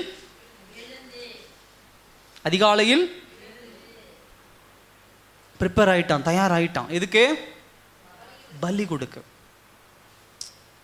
விசுவாசத்தினுடைய கிரியை அதுதான். எந்த கேள்வியும் கேட்காது. ஹல்லேலூயா. கேள்வி கேட்காது. இதெல்லாம் நீங்க யோசிச்சுக்கங்க. இன்னைக்கு நம்முடைய வாழ்க்கையில் இதெல்லாம் இருக்கா? எனக்கு ரொம்ப புலப்பட்ட ஒரு விஷயம் தான். ஆண்டவர் மோரியா தேசத்தை கொண்டு போய் அவனை பலி கொடுன்னு சொல்லும் பொழுது, ஆபிரகாமினுடைய இருதயம் வாய் திறந்து கேள்வி கேட்கலினாலும் அவனுடைய இருதயம் பல கேள்விகள் என்ன பண்ணிருக்கும்? கேட்டிருக்கும். அவர் தன்னை ஆபிரகாமுக்கு அறிமுகப்படுத்தும் பொழுது எப்படி அறிமுகப்படுத்துகிறார்? உடன்படிக்கையின் தேவன். ஆபிரகாமே, நான் உன்னோடு உடன்படிக்கை செய்திருக்கேன். ஆதியாகமம் 12ஆம் அதிகாரத்துல அவனோட உடன்படிக்கை செய்கிறார். அந்த உடன்படிக்கையை காக்கிற தேவன் முதலாவது. ரெண்டாவது காரியம், அவர் இதுவரைக்கும் மனுஷங்களை பலி கொடுத்ததே கிடையாது. ஹல்லேலூயா. ஆடு மாடுகள் பலி கொடுக்கப்பட்டது, பறவைகள் பலி கொடுக்கப்பட்டது, நிலத்தில் விளைந்த கனிகள் கொண்டு போய் பலியா கொடுக்கப்பட்டது. ஆனா மனுஷனும் பலி இல்லை. ரெண்டாவது பாயிண்ட். மூணாவது பாயிண்ட், உடன்படிக்கையின் பிரகாரம் பலி, அதாவது மனுஷனை கொலை செய்வது என்பது, அதாவது பலி கொடுப்பது என்பது கொலை, மர்டர். இது நம்ம ஆண்டவர்கிட்ட எப்படி கேட்டிருப்போம்? நமக்கு ஒரு சான்ஸ் உண்டு இல்லை, நமக்கு ஒரு வாய்ப்பு உண்டு இல்லை, என் மகனை எப்படியாவது காப்பாத்திரணும், ஏன்னா ஒரே மகன், என்னுடைய ஏகசுதன், என்னுடைய நேசகுமாரன், என்னுடைய புத்திரன், 100 வயசுல எனக்கு கிடைச்ச பையன். இப்போ ஆண்டவர்கிட்ட நான் ஒரு கேள்வி அழகா கேட்கலாம். ஆண்டவரே, அதெல்லாம் விட்டுறலாம், அதெல்லாம் விட்டு, ஆண்டவரே என் பையனை கொண்டு போய் நான் பலி கொடுக்கறதுங்கிறது கொலை இல்லை ஆண்டவரே. அது எப்படி நான் செய்யறது? ஹல்லேலூயா. கேட்கலாம்ல, அது சரியான கேள்வி தானே, தப்பான கேள்வி கிடையாதே. கேட்கலாம்ல, அந்த கேள்வியை நம்ம என்ன பண்ணலாம், கேட்கலாம்ல. ஆண்டவரே, பலி அப்படிங்கிறது ஆடு தானே பலி கொடுக்க சொல்லி இருக்கிறீங்க, இப்படி தானே சொல்லுகிறீங்க, ஹியூமன் சாக்ரிஃபைஸ், அது இல்லையா ஆண்டவரே? உன்னுடைய இயற்கை தன்மை அது கிடையாதே. நீ ட்ரூத்ஃபுல்னஸ், நீர் ஒரு ஃபெய்த்ஃபுல்லான கடவுள், உண்மையான கடவுள் ஆண்டவரே. நீர் உம்முடைய வார்த்தையை சொல்லிட்டீங்கன்னா அதிலிருந்து மாறாதவராச்சே. இந்த மாதிரி பல கேள்விகளை யார் கேட்டிருக்கலாம் அப்படின்னு சொன்னா, யார் கேட்டிருக்கலாம்? ஆபிரகாம் கேட்டிருக்கலாம். நல்லா கவனிங்க. இல்லைங்க, ஆபிரகாம் ஒரு பிள்ளை பூச்சிங்க, அதனால தான் நம்ம சொல்லுவோம் பிள்ளை பூச்சி அது வாயே பேசாது, அதனால ஆபிரகாம் கேட்கலைங்க, அப்படி ஒரு டயலாக் நம்ம போடலாம். அல்லேலூயா. ஆண்டவர் ஒரு நாள் சொன்னாரு, சோதம் குமாராவை அழிக்க போறேன் அப்படின்னு. என்ன சொன்னாரு?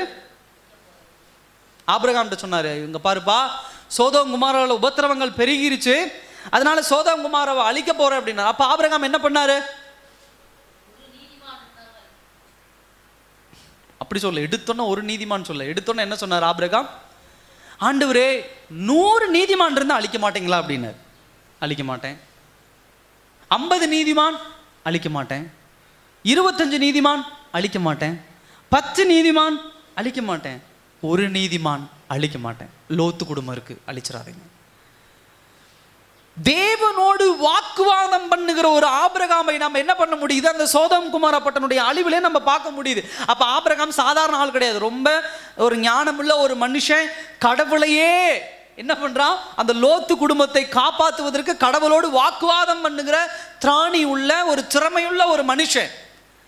லோத்துவுக்காக ஆர்கியூமெண்ட் பண்ணின, வாதாடின ஆபிரகாம் தன்னுடைய வயிற்றில், தன்னுடைய ஒரே பேரான குமாரன், தன்னுடைய மனைவியின் வயிற்றில் பிறந்த ஒரே பேரான குமாரனுக்காக என்ன பண்ணல?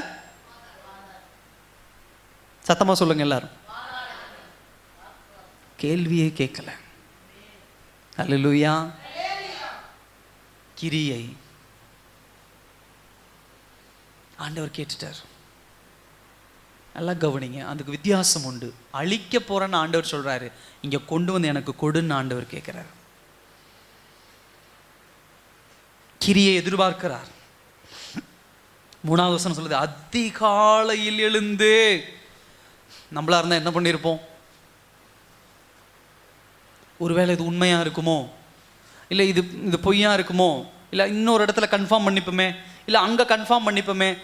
சோகம், அடுத்த நாள் கொஞ்சம் சோகம், பிள்ளையை விட்டு பிரிய போகிற இன்னைக்கு ஒரு நாள் பிள்ளையோடு இருந்துட்டு போயிடலாமே, நாளைக்கு கொண்டு போய் பலியிட்டுக்கலாமே. ஏன்னா நீங்கள் கவனிங்க, ரெண்டாம் வசனத்தை எடுத்துக்கொள்ளுங்க. ஆண்டவர் சொல்ல, அப்பொழுது அவர் உன் புத்திரனும் ஏகசுதனும் நேசகுமாரனாக ஈசாக்கை நீ இப்பொழுது அழைத்து கொண்டு மேரியா தேசத்துக்கு போய் அங்கே நான் உனக்கு குறிக்கும் மலைகள் ஒன்றின் மேல் அவனை தகன பலியாக பலியிடு. இப்பொழுது அப்படிங்கிற ஒரு வார்த்தையை உபயோகப்படுத்துறார் தவிர தேதியை உபயோகப்படுத்தலை. இப்பொழுதுனா உடனே கிளம்பி இருக்கணும், ஆனால் அப்போ உடனே கிளம்பல. அடுத்த நாள் அதிகாலையில் எழுந்து என்ன பண்றாரு? ஆபிரகாம் கிளம்புறார். அதிகாலை என்பது எதற்கு முக்கியமானது அப்படின்னு சொன்னா, ஒரு ப்ரிப்பரேஷன், ஒரு தயாரிப்பு, ஒரு தயார் நிலைமை. அப்ப அதிகாலையில் எழுந்திருச்சு என்ன பண்றாரு அப்படின்னு சொன்னா, பலி கொடுக்கிறதுக்கு என்ன பண்றாரு? கூட்டிட்டு போறார். எந்த கேள்வியும் என்ன பண்ணல, அவர் கேட்கல.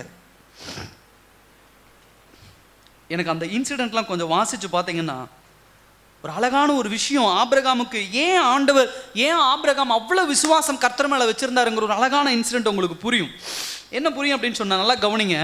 3ஆம் வசனத்தில் என்ன பண்றாரு? அதிகாலையில் எழுத்து சேனைகளை எல்லாம் கூட்டிட்டு, தன்னுடைய வேலைக்காரெல்லாம் கூட்டிட்டு, கழுதின் மேலே வச்சுட்டு எல்லாத்தையும் கூட்டிட்டு என்ன பண்றாரு? கட்டைகளை அடுக்கி போறார்.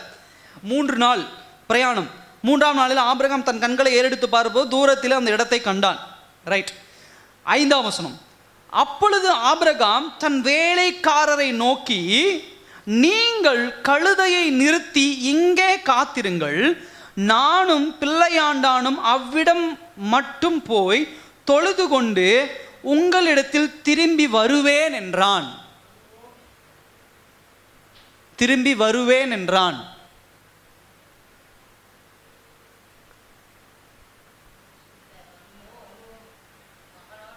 திரும்பி சத்தமா சொல்லுங்க எல்லாரும், வருவோம் என்றான். ஹல்லேலூயா. என்ன பேச்சு அது? எப்படி சொல்லியிருக்கணும்? போறது 2 பேர். ஒருவேளை 3 பேர் போயிருந்தா என்ன சொல்லியிருக்கலாம்? திரும்பி வருவோம், என் மகனை ஒருவேளை ஆபிரகாம், சாராள், ஈசாக் 3 பேர்த்தையும் கூட்டிகிட்டு போகிறோன்னா என் மகனை பலி கொடுத்து நாங்கள் திரும்பி வருவோம். ஆபிரகாம், என்னுடைய மனைவி நான் திரும்பி வருவேன் அப்படின்னு சொல்லலாம். ஆனால் ஆபிரகாம் என்ன சொல்கிறாரு? போகிறதே 2 பேர். அப்போ என்ன சொல்கிறாரு? திரும்பி வருவோம் என்றார்கள். ஹல்லேலூயா. அதுதான் விசுவாசம். ஏன் இப்படி சொல்கிறாருங்கிறதுக்கு இன்னொரு விளக்கத்தை நான் அடுத்த பாயிண்டில் கொடுக்குறேன். ஆனால் இந்த இடத்துல நீங்கள் யோசிங்க, ஆபிரகாம் எப்படி அந்த பாயிண்ட் அந்த இடத்துல சொல்றாரு, அந்த வார்த்தையை எப்படி சொல்றாரு அப்படின்னா, நான் போய் அந்த குழந்தையை நான் கொல்ல தான் போறேன், அவனை தகன பலியாக தான் நான் கொடுக்க போறேன். ஆனா திரும்பி வருவோம் அப்படிங்கிற வார்த்தை என்ன அர்த்தம் அப்படின்னு சொன்னா, என்னுடைய விசுவாசத்தின் கிரியை நான் கர்த்தர்ட்ட காட்ட போறேன். நான் காட்டினதற்கு பிறகு கர்த்தர் அவருடைய கிரியை என் வாழ்க்கையில செய்ய போறார். Hallelujah. First I have to show. நான் காட்டணும் என்னுடைய கிரியையை. கர்த்தர் ஏகப்பட்ட விஷயத்தை காட்டிட்டாரு. 100 வயசுல செத்து போன மலடியா இருந்த அந்த கற்பத்தில் இருந்து ஒரு குழந்தையை கொடுத்த தெய்வம், அது ஒரு மிகப்பெரிய தேவனுடைய கிரியை. இப்ப அவர் என்கிட்ட ஒரு கிரியை எதிர்பார்க்கிறார். என்ன கிரியை? என் மகனை கொண்டு போய் நான் என்ன பண்ணணும்? பலி கொடுக்கணும். அந்த இன்சிடென்ட், அந்த சம்பவத்தை ஒரு 2 நிமிஷம் யோசிச்சு பாருங்க. ஆபிரகாம் இடத்துல நம்ம நிக்கிறோம். இன்னைக்கு சின்ன சின்ன விஷயங்களை ஆண்டவருக்காக நமக்கு கொடுக்க முடியல, நேரத்தை ஆண்டவருக்கு கொடுக்க முடியல, கர்த்தர் எதிர்பார்க்கிற காரியங்களை கர்த்தருக்கு கொடுக்க முடியல, நம்முடைய வாழ்க்கையில தேவனுக்கென்று பக்தி வைராக்கியமா பாராட்ட முடியல. உலகத்துக்கு கொண்டு போய் கொடுத்துறோம், உலகம் சொல்ற பேச்சுக்கு கீழே விழுந்துறோம். இன்னும் ரொம்ப முக்கியமான ஒரு விஷயம், யாரை கொண்டு போய் பலி கொடுக்க போறோம் அப்படிங்கிறத அவன் யாருக்கிட்டையுமே என்ன பண்ணல? ஹல்லேலூயா சொல்லல. அந்த வசனத்துல போட்டிருக்கா, வேலைக்காரங்கிட்ட சொன்னா, சாராள்கிட்ட சொல்லல, வேலைக்காரங்கிட்ட சொல்லல. இன்சிடென்ட் இதுல கோஇன்சிடென்ட்டா யார் கேட்கிறா அப்படின்னு சொன்னா, ஈசாக்கு கேட்கிறான். அப்பா, கட்டை இருக்கு, தீப்பெட்டி இருக்கு, எல்லாமே இருக்கு, பலி கொடுக்க என்ன கிடையாது? தன் குமாரனாகி போலாம். அந்த வசனத்தை கூட வாசிங்க. தகன பலிக்கு ஆட்டுக்குட்டி எங்கே? என்ன சொல்றான் அதுக்கு? அதற்கு ஆபிரகாம், என் மகனே, தேவன் தமக்கு தகன பலியான ஆட்டுக்குட்டியை பார்த்து கொள்ளுவார் என்றான். சொல்லல. ஏன் சொல்லல ஆபிரகாம்? யோசிங்க பார்க்கலாம். பதில் நான் எதிர்பார்க்கிறேன். ஏன் ஆபிரகாம் வேலைக்காரங்கிட்ட சொல்லல, சாராள்கிட்ட சொல்லல, அதுக்கப்புறம் ஈசாக்கிட்ட சொல்லல, சொந்தக்காரங்கிட்ட சொல்லல? ஏன் சொல்லல? ஃபர்ஸ்ட் காரியம், ஆபிரகாமுக்கும் கர்த்தருக்கும் உண்டான உறவை அவன் ஃபர்ஸ்ட் வச்சிருந்தான். ஹல்லேலூயா. ஏன் கர்த்தர் கேட்டிருக்கிறார். ஹல்லேலூயா. இதுல நான் யாருக்கிட்டையும் போய் நான் என்ன கேட்க தேவையில்லை? அனுமதி கேட்க தேவையில்லை. ஹல்லேலூயா. நான் கேட்க தேவையில்லை. இதே என் சாராள்கிட்ட, என் மனைவி கிட்ட போய் என் மகனை கொண்டு போய் பலி கொடுக்கணும், அந்த அம்மா என்ன சொல்லியிருக்கோம்? என்ன கொடுத்துருக்காது. ரெபேக்கால் பண்ண மாதிரி நைட்டோட நைட்டா ஈசாக்க என்ன பண்ணிக்கும்? கழுதையில ஏற்றி எங்கேயாவது நீ ஓடிடுறான், உங்க அப்பா பைத்தியக்காரன் ஆயிட்டான், என்ன பண்ணிட்டான்? ஆபிரகாம் பைத்தியக்காரன் ஆயிட்டான், உன்னை கொண்டு போய் பலி கொடுக்குறேங்கிறான், நீ ஓடிடுனா நம்ம ஓடிடுவோம் வான்னு சொல்லி என்ன பண்ணியிருப்பாங்க? அப்படி ஓடி போயிட்டாங்களா என்ன கிடக்காது? தேவனுக்கு உண்டான கிரியை நான் என்ன பண்ண முடியாது? செய்ய முடியாது. ஒருவேளை இந்த நண்பர்கள் எல்லாமே, இந்த வேலைக்காரங்க, சொந்தக்காரங்க எல்லாம் கூட வரும்போது அந்த மலைக்கு கிட்ட வந்து, நான் போய் ஈசாக்க பலி கொடுக்க போறேன் அப்படின்னு என்ன பண்ணியிருப்பாங்க? அவங்க எல்லாம் ஒன்று சேர்ந்து, ஐயோ இவர் பைத்தியம் ஆயிட்டாருன்னு சொல்லி அவங்க எல்லாம் ஒன்று சேர்ந்து ஆபிரகாமை பிடிச்சி அந்த பக்கம் கட்டி போட்டு ஈசாக்க காப்பாற்றி யார்கிட்ட கொண்டு வந்திருப்பாங்க? சாராள்கிட்ட கொண்டு வந்திருப்பாங்க. கர்த்தருக்கு செய்யணும் அப்படின்னு சொன்னா நான் யாருக்கிட்ட இங்க என்ன பண்ண தேவையில்லை? கேட்க தேவையில்லை. ஹல்லேலூயா. தேவனுக்கு ஒரு காரியம் பண்ணணும்னா நான் யாருக்கிட்ட என்ன பண்ண தேவையில்லை? கேட்க தேவையில்லை, நான் சொல்ல தேவையில்லை. இன்னொருத்தர்கிட்ட போய் நான் கிறிஸ்டியனுங்க, இந்த மாதிரி தாங்க நாங்கள் செய்யணும், இந்த மாதிரி தாங்க நாங்கள் பண்ணணும், நீங்கள் அனுமதி கொடுங்கன்னு நம்முடைய வாழ்க்கையில் நம்ம யாருக்கிட்டையும் போய் என்ன பண்ண தேவையில்லை? கேட்க தேவையில்லை. சில நேரங்களில் ஆண்டவர்கிட்டயே போய் கேட்குறோம், ஆண்டவரே இப்படி ஆகிப்போச்சு பிரச்சனை, இப்படி மாற்றி பண்ணிக்கிட்டோமா, இப்படி சேஞ்ச் பண்ணிக்கிட்டுமா, இந்த காரியத்தை இப்படி பண்ணிட்டுமா, நீங்க சொன்ன காரியம் இப்படி இருக்கு, நான் இப்படி பண்ணிக்கிட்டுமா? இல்ல, 100 வயதுல தேவ சித்தத்தை அறிந்து விசுவாசத்தில் ஒரு சாரால் குழந்தை பெற்றுக்கொள்ள முடியும் அப்படின்னு சொன்னா, நீ கர்த்தர் மேல விசுவாசம் வச்சு நான் எவ்வளவு நாட்கள் தாமதமானாலும் நீங்களும் நானும் எதிர்பார்க்காத காரியங்களை கர்த்தர் செய்ய வல்லவர். அல்லேலூயா. தேவனிடத்துல கேள்வி கேட்காதீங்க. ஆபிரகாம் கேள்வி கேட்கல, கேள்வி கேட்கல. நம்ம சில நேரத்தில் ஹியூமன் பீயிங்களுடைய மனசு எப்படிப்பட்டது கொஞ்சம் யோசிச்சு பாருங்க. தன் மகனை இப்போ தனியாக கூட்டிகிட்டு போகிறான், கொஞ்சம் இன்சிடெண்ட்டை யோசிச்சு பாருங்க. கூட்டிகிட்டு போகிறான், மேலே போய் கட்டையெல்லாம் அடுக்கி வைக்கிறான். கட்டையை அடுக்கி வச்சுட்டு இப்போ என்ன பண்ணுறான், மகனை தூக்குறான். ஆண்டவரே கன்ஃபார்ம் பண்ணிக்கிட்டா உண்மையாக பலி கொடுக்கணுமா கேட்டானா? நம்ம கேட்குறோம். சில விஷயங்கள் ஆண்டவருக்காக செய்யும் பொழுது கடைசி நேரத்தில் இப்படி பண்ணி தான் ஆகணுமா, இப்படி செஞ்சு தான் ஆகணுமா, ஒப்பு கொடுத்து தான் ஆகணுமா, கொடுத்து தான் ஆகணுமா? கேட்கல, கட்டுறான். வேக வேகமாக என்ன பண்ணுறான், கட்டுறான். கட்டும் பொழுது அவன் பையன் கேட்குறான், என்னப்பா என்ன கட்டுறீங்க? எங்கள் ஒரு சண்டை நடந்திருக்கலாம், ஒரு வாக்குவாதம், ஏப்பா என்ன பலி கொடுக்க போகிற, ஏதாவது ஒன்று நடந்திருக்கலாங்க, என்ன நடந்து நமக்கு தெரியல.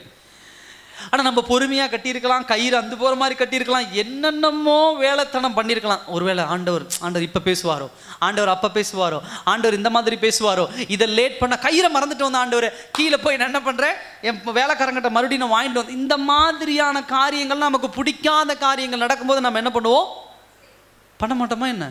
அல்லேலூயா.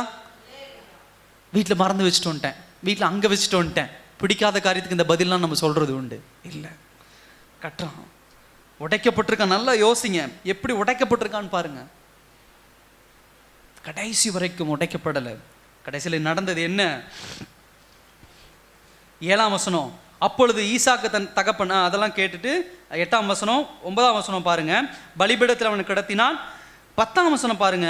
ஆபிரகாம் தன் குமாரனை வெட்டும்படிக்கு தன் கையை நீட்டி கத்தியை எடுத்தான்.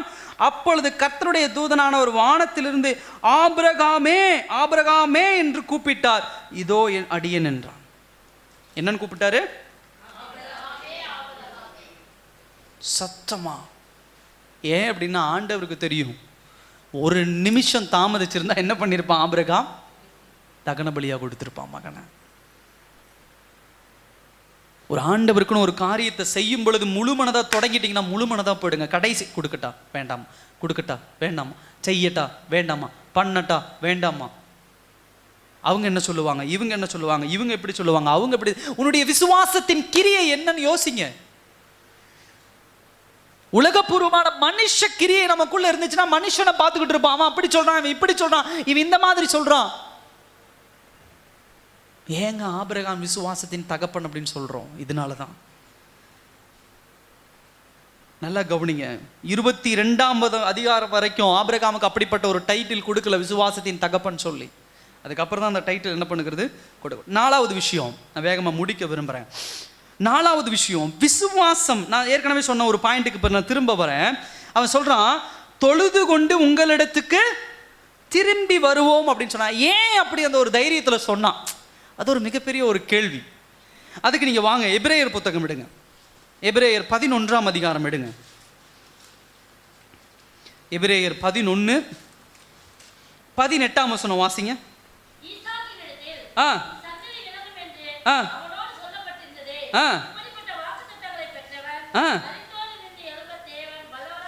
மரித்தோரிலிருந்து எழும்ப தேவன் வல்லவராய் இருக்கிறார் என்று. ஹல்லேலூயா. நல்லா கவனிங்க. இந்த இடத்துல ஆபிரகாம் ஏன் அந்த வார்த்தையை சொன்னா அப்படின்னு சொன்னா, ஆபிரகாமினுடைய விசுவாசம் எப்படிப்பட்டதாக இருக்கிறது? நான் என் பையனை கூட்டிட்டு போவேன், என் பையனை கட்டையில படுக்க வைப்பேன், என் பையனை தகன பலியான வெட்டி கொண்டு என்ன பண்ணுவேன், ஆண்டவருக்கு கொடுப்பேன். கொடுத்ததுக்கு அப்புறம் என் ஆண்டவர் அவனை உயிரோட எழுப்பி என் கையில் என்ன பண்ணுவார், கொடுப்பார். ஹல்லேலூயா. இதுதான் ஆபிரகாமின் விசுவாசம். கடைசி நேரத்தில் ஆண்டவர் காப்பாற்றுவார், கடைசி நேரத்தில் ஆண்டவர் மாற்றி கொடுப்பார். இல்ல, நல்ல கவனிங்க அந்த வார்த்தையை. 18ஆம் வசனத்துல மரித்தோரில் இருந்து எழும்ப தேவன் வல்லவர், செத்து போனவனை உயிரோடு எழுப்ப என் தேவன் வல்லவர் என்கிற விசுவாசம் ஆபிரகாமுக்குள்ள இருந்ததுனாலதான் என் பையனை கூட்டிட்டு போய் கடைசி நேரத்தில் ஆண்டவர் காப்பாற்றுவார், கடைசி நேரத்தில் மாறும், கடைசி நேரத்தில் தேவதூதன் கூப்பிடுவான் அப்படிங்கிற மைண்ட் செட்லாம் கிடையாது. என் மகனை பலி கொடுப்பேன், என் மகன் செத்து போவான், அவனை என்ன பண்ணுவேன், பலியா கொடுப்பேன். ஆனா நான் மலையிலிருந்து தனியா இறங்க போறது இல்லை. என் கர்த்தர் இறந்து போன என் மகனை உயிரோடு எழுப்ப வல்லவர். ஹல்லேலூயா. அதுதான் என் தேவனுடைய வல்லமை. சகோதர சகோதரியே, உங்களுடைய என்னுடைய விசுவாசம் இந்த உலகத்துல வெளிப்படுத்துற கிரியை என்ன தெரியுமா? உங்களுடைய தேவனுடைய வல்லமை என்ன என்பதை இந்த உலகம் அறிந்து கொள்ளும். ஹல்லேலூயா. எல்லாம் புரிஞ்சுக்குங்க. விசுவாசத்தை நீங்க இன்னும் உள்ளுக்குள்ளேயே வச்சுக்கிட்டு கிரியை வெளிப்படுத்தாதனாலதான் உங்க வாழ்க்கையில மிகப்பெரிய காரியங்கள், அற்புதங்கள், அதிசயங்கள் இன்னும் நடக்காம இருக்கு. ஹல்லேலூயா. விசுவாசம் உள்ளுக்குள்ள இருக்கு, ஆனா அதை கிரியால வெளிப்படுத்த முடியாதனால தான் இன்னும் உங்க வாழ்க்கையில பெரிய பெரிய அற்புதங்களை நீங்க பார்க்க முடியல, அதிசயங்களை பார்க்க முடியல. உங்க வாழ்க்கையில ஆசீர்வாதங்கள் இல்ல, உங்க வாழ்க்கையில மேன்மைகள் இல்ல. நீங்க கையிட்டு செய்கிற வேலைகள் எல்லாம் தோற்று போக காரணம் அதுதான். கொடுங்க ஆண்டவர்கிட்ட, கிரியை பண்ணுங்க ஆண்டவருக்காக. ஆண்டவர் என்ன சொல்றாரு செய்யுங்க. கர்த்தர் பெரிய பெரிய அற்புதங்களை உங்க வாழ்க்கையில செய்வார். ஆபிரகாம் ஒருவேளை அந்த அந்த இடத்துக்கு கூட்டிட்டு போகல, ஆபிரகாம் ஒருவேளை மலை மேல ஏறி போகல, ஆண்டவர் ஆபிரகாம் ஒருவேளை அங்க படுக்க வைக்கல அப்படின்னு சொன்னா என்ன நடந்திருக்கும் யோசிச்சு பாருங்க. இந்த தைரியம் ஆபிரகாமுக்கு எப்படி வந்துச்சு? என் மகனை காட்டிலும் என் தேவனுடைய வல்லமை என்ன என்பதை யார் அறிந்து வைத்திருந்தா? யார்? ஆபிரகாம் அறிந்து வச்சிருந்தார். எபிரேயர்ல தான் அழகா சொல்றாரு இந்த அப்போஸ்தலர். ஆவியானவருடைய உந்துதலோடு சொல்றாரு, மரித்தோரிலிருந்து தேவன் வல்லவர் என்று இருக்கிறார் என்று எண்ணி தனக்கு ஒரே பேரானவனை பலியாக என்ன பண்ணா? ஒப்பு கொடுத்தான். ஆனா அடுத்த வார்த்தை பாருங்க, மரித்தோரிலிருந்து அவனை பாவனையாக திரும்ப பெற்றுக்கொண்டான். அல்லேலூயா. அவனுடைய திங்கிங் வேற, ஆனா அதே கான்செப்ட் பாவனை அப்படின்னு சொன்னா என்ன அர்த்தம் அப்படின்னு சொன்னா, அவனுக்கு பதிலாக அந்த ஆடு பலியிடப்பட்டது, அவனை திரும்ப என்ன பண்ணான்? பெற்றுக்கொண்டான். அந்த ஆடு என்பது எதை குறிக்கக்கூடிய விஷயம்? இயேசு கிறிஸ்துவை குறிக்கக்கூடிய விஷயம். ஒரு மிகப்பெரிய தீர்க்க தரிசனம். சகோதர சகோதரி, இந்த நாள்ல கர்த்தர் நம்மோடு பேசுற விஷயம் அதுதான். நான் விசுவாசிக்கிறேன்.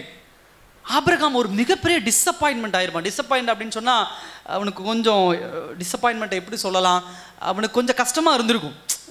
அடடா அப்படி நடக்கலையே அப்படிங்கிறத என்ன பண்ணியிருக்கலாம், நான் அப்படி கூட நம்ம என்ன பண்ணலாம் யோசிக்கலாம். ஏன் அப்படின்னு சொன்னால், ஒரு மிகப்பெரிய அற்புதம், வரலாற்றில் மரித்து போனவன் உயிரோடு எழும்பினதை ஆபிரகாம் என்ன பண்ணியிருக்கலாம், அன்னைக்கு பார்த்துருக்கலாம். அப்படிப்பட்ட ஒரு வாய்ப்பு இல்லையேன்னு எனக்கு தெரிஞ்சு ஒருவேளை ஆபிரகாம் ஏங்கி இருக்கலாம். அல்லேலூயா. சில நேரங்கள் அப்படிதான். அந்த 5 அப்பம் 2 மீன் தன் கையில் இல்லை, கர்த்தருடைய கரத்துக்கு போச்சு. அது திரும்பி வர டைம் யோசிங்க. அதெல்லாம் யோசிக்கணும் நம்ம. அவன் கையிலே இந்தாப்பா 5 அப்பம் 2 மீனை கையில் கொடுத்து, ஆண்டவர் உன் கையிலிருந்தே அற்புதம் பண்ணுறேன், அது வேற. அது நல்லா நம்ம கவனிக்கணும். என்றைக்குமே ஆண்டவர் அப்படி என்ன பண்ண மாட்டார், செய்ய மாட்டார். நம்மளுடைய இருதயத்தை பார்க்கிறவர். அல்லேலூயா.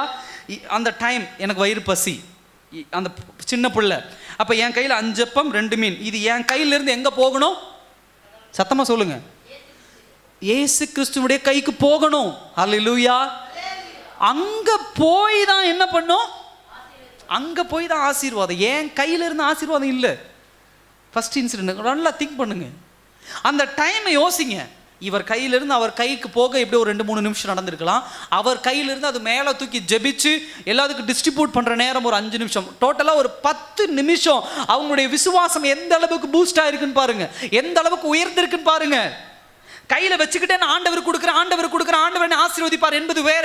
இந்த ஆண்டவர் இவ்வளோதான் என்கிட்ட அப்படின்னு கொடுத்துட்டு என்னை ஆண்டவர் ஆசீர்வதிப்பாருங்கிறது வேற.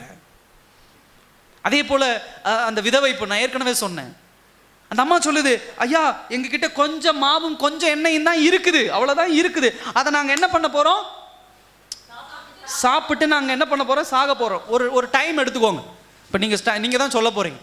அந்த எண்ணெயும் அந்த மாவையும் பிசைஞ்சு ஒரு சப்பாத்தி போடணுன்னா எவ்வளோ நேரம் ஆகும்? 1/2 மணி நேரம்னு வச்சுக்கோங்க. 1/2 மணி நேரம் ஒரு சப்பாத்தி அவ்வளோ நேரம் ஆகுதா இல்லையா, ஒரு 10 நிமிஷம்னே வச்சுக்கோங்களேன், ஒரு 1/4 மணி நேரம் வச்சுக்கோங்க.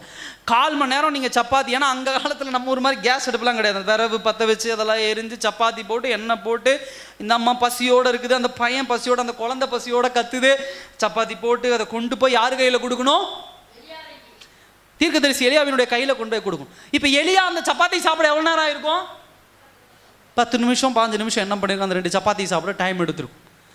இப்போ யோசிங்க, இவ்வளவு நேரங்கள், குறைந்தபட்சம் 20 நிமிஷம் அவங்களுக்கென்று வைக்கப்பட்டிருந்த அந்த சப்பாத்தியும் எண்ணெயும் அவங்க இடத்துல இல்லாமல் இன்னொரு இடத்துக்கு என்ன பண்ணிருச்சு? போயிடுச்சு. இப்போ அவங்க வீட்டில் என்னதான் இருக்குது? 20 நிமிஷம் என்ன இருக்கு? அந்த குண்டால மாவு கிடையாது, அந்த குண்டால எண்ணெய் கிடையாது, அவங்க வயிற்றுல பசி இருக்கு, ஒண்ணுமே கையில இல்லை.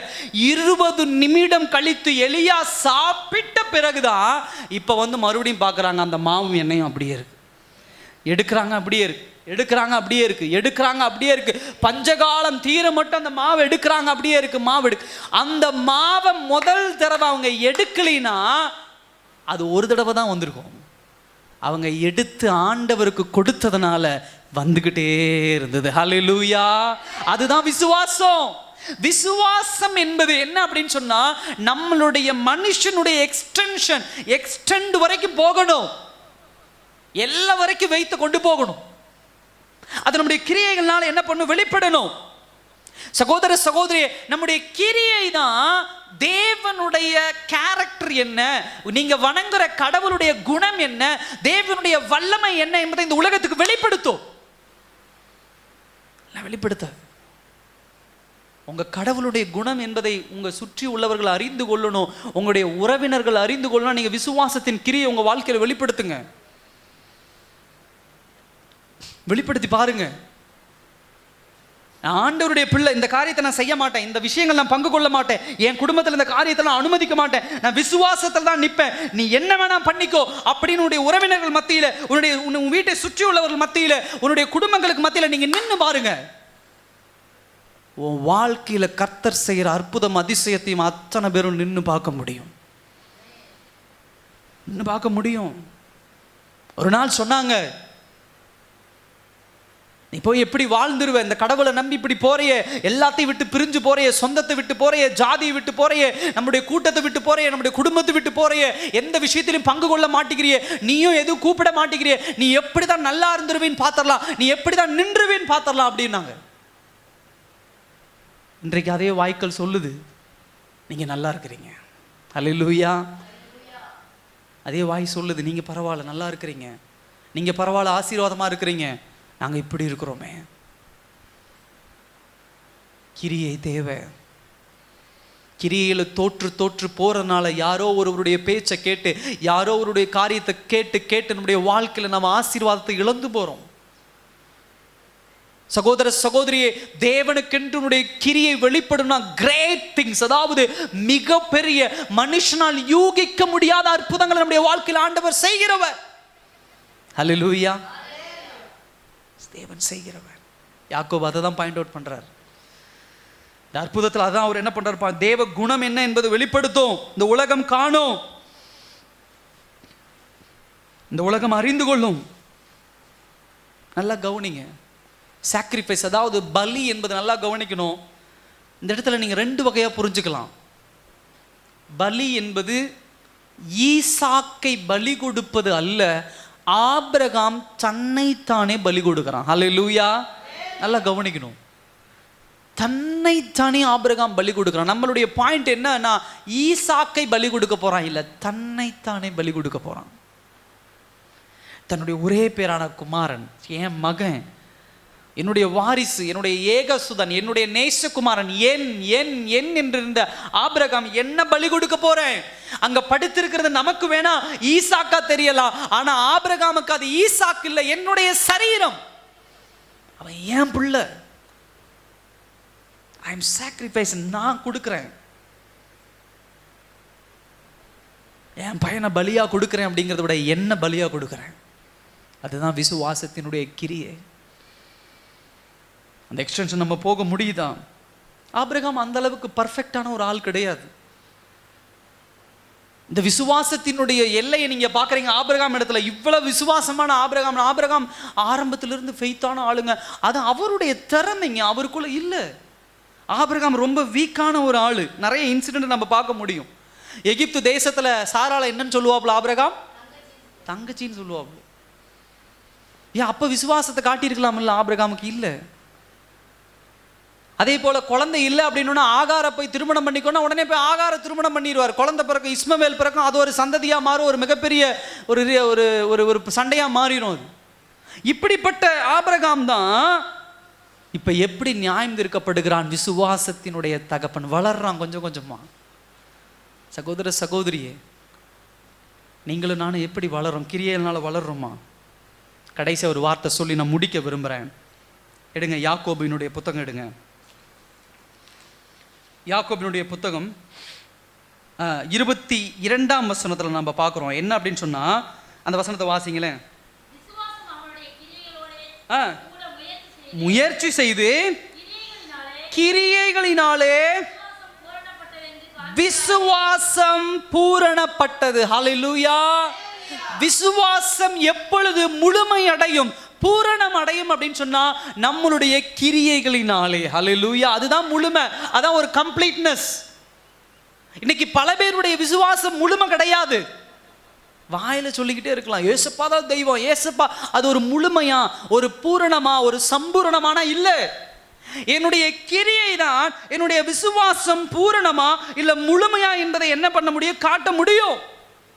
என்ன பாஸ்டர் கிருபை, என்ன என்ன அந்த கிரியை எப்படி அது முழுமைன்னு சொல்றீங்க அப்படின்னு சொன்னா, எஸ், ஆபிரகாம் விசுவாசம் உள்ளவன், ஒரு விசுவாசத்துல அவன் வளர்ந்து போறான்.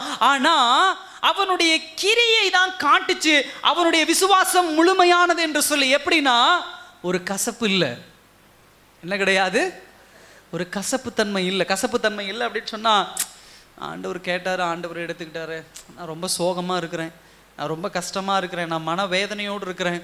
சில நேரத்தில் நம்ம அப்படி தான் சொல்கிறோம், மனம் உடஞ்சி போய் நான் உட்காந்துருக்கிறேன், ஆண்டவர் இப்படி பண்ணிட்டாரு, ஆண்டவர் இப்படி செஞ்சுட்டாரு, இந்த காரியத்தை இப்படி பண்ணிட்டாரு, இந்த காரியத்தை இப்படி செஞ்சுட்டாரு, இந்த கிரியை இப்படி ஆயிடுச்சே.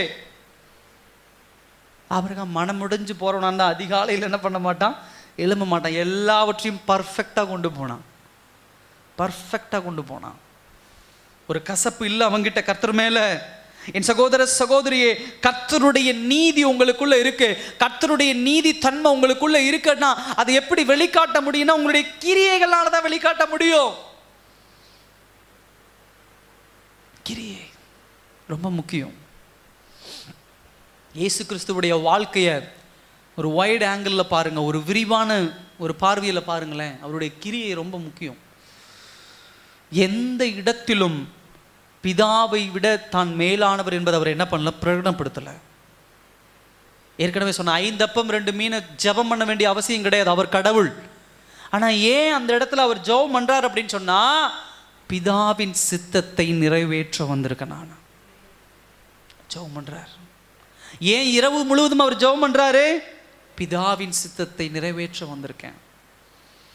சிலுவையில் போய் அடிக்கப்படுறார், ரத்தம் சிந்தப்படுறார், வலி தாங்க முடியல, பிதாவின் சித்தத்தை அதுதான் கிரியை. நான் பிதாவு மேலே அன்பு வச்சிருக்கேன், அவர் என்னுடைய தகப்பன், நாங்கள்லாம் ஒரே யூனிட்டாக இருக்கோம், நாங்கள்லாம் ஒன்றா இருக்கிறோம் அப்படிங்கிறத வாயில சொல்லிக்கிட்டே இல்லை ஆண்டவர். இயேசு வாயில சொல்லிக்கிட்டே இல்லை, கிரியை மூலமாக 2000 வருடங்களுக்கு முன்பாக இந்த பூமியிலே வந்து நிரூபித்து சென்றார். விசுவாசம் என்பது நல்லா கவனிங்க, விசுவாசம் என்பது வாயினால் அறிக்கை எடுக்கிறது கிடையாது, விளைவுகளினால் வெளிப்படுத்தப்படுவது. அல்லேலூயா. விசுவாசம்னா விளைவுகள், கான்சிக்வன்ஸ் அப்படிம்பாங்க ஆங்கிலத்தில், விளைவுகள். அதில் தான் வெளிப்படுத்தணும் விசுவாசத்தை. பத்திரவ நேரத்தில் தான் விசுவாசம் வெளிப்படும், கஷ்டமான நேரத்தில் தான் வெளிப்படும். ஒரு ஒரு ஒரு கிரிட்டிக்கல் சுச்சுவேஷன், ஒரு முடியாத ஒரு சூழ்நிலை, அந்த நேரத்தில் தான் விசுவாசத்தை வெளிப்படுத்தணும். குடும்பி அப்படி சுற்றி நின்றுவாங்க, அப்படியே சுற்றி நின்று அழகாக சொல்லுவாங்க, இல்லை இல்லை இந்த காரியத்தை இப்படி பண்ணுங்க, இல்லை இல்லை இந்த காரியத்தை இப்படி பண்ணுங்க, ஐயோ ஊர் நம்மளை கைவிட்டுரும், உலகம் நம்மளை கைவிட்டுரும், நம்முடைய உறவினர்கள்லாம் கைவிட்டுருவாங்க, நீங்கள் இழந்து போயிடுவீங்க. இப்படிப்பட்ட ஒரு சூழ்நிலை வரும் பொழுதுதான் உங்களுக்குள்ள இருந்து அந்த வெளிச்சம் வெளியே வரணும். இல்லை, நான் கர்த்தர் மேலே விசுவாசம் உள்ளவன், அல்லேலூயா, நான் கர்த்தர் மேலே நம்பிக்கை உள்ளவன், நான் தேவன் மேலே பற்றுதலாக இருக்கிறவன். அதுதான் கோல். சகோதர சகோதரி, விசுவாசத்தின் கிரியையினுடைய நோக்கம் நல்லா கவனிங்க. அந்த 22 விஷயம் சொல்லப்படுது. ஒன்று என்ன அப்படின்னு சொன்னா, கிரியையினாலே விசுவாசம் பூரணப்படுதல், முழுமை அடைதல். 2வது விஷயம் என்ன அப்படின்னு சொன்னா, அது அவனுக்கு நீதியாக எண்ணப்பட்டது என்கிற வேத வாக்கியம் நிறைவேறிற்று. 3வது விஷயம், அவன் அவன் சொல்லுங்க, அவன் தேவனுடைய சிநேகிதன். அல்லேலூயா. சிநேகிதன், ஃப்ரெண்ட்.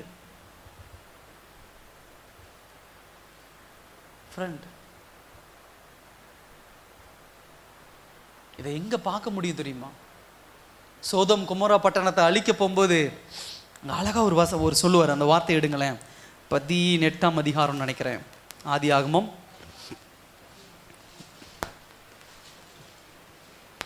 16 நினைக்கிறேன்.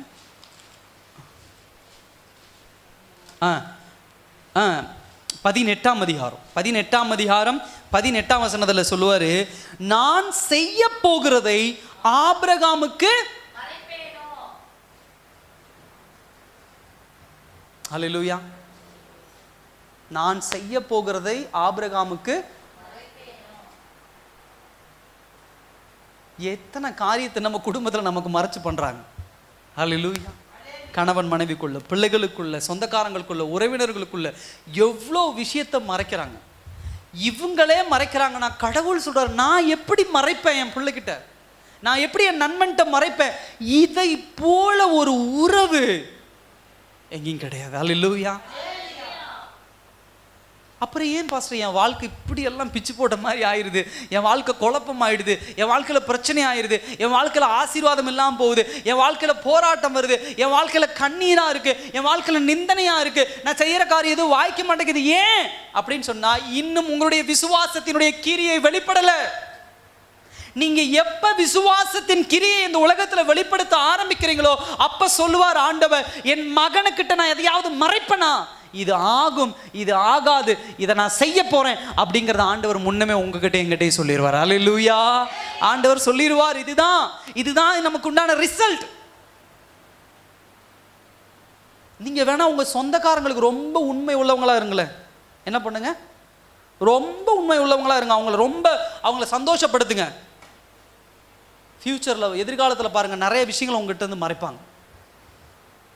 அதாவது ஃபோன் பண்ணி உங்ககிட்ட எப்படிமா நான் மறைக்க முடியும், எனக்காக நீ எனக்கு அப்படி செஞ்சையே, எனக்காக உன் கடவுளை விட்டு வந்தையே, எங்களுக்காக நீ இந்த காரியத்தை இப்படி செஞ்சையே, உங்ககிட்ட நான் மறைப்பனா?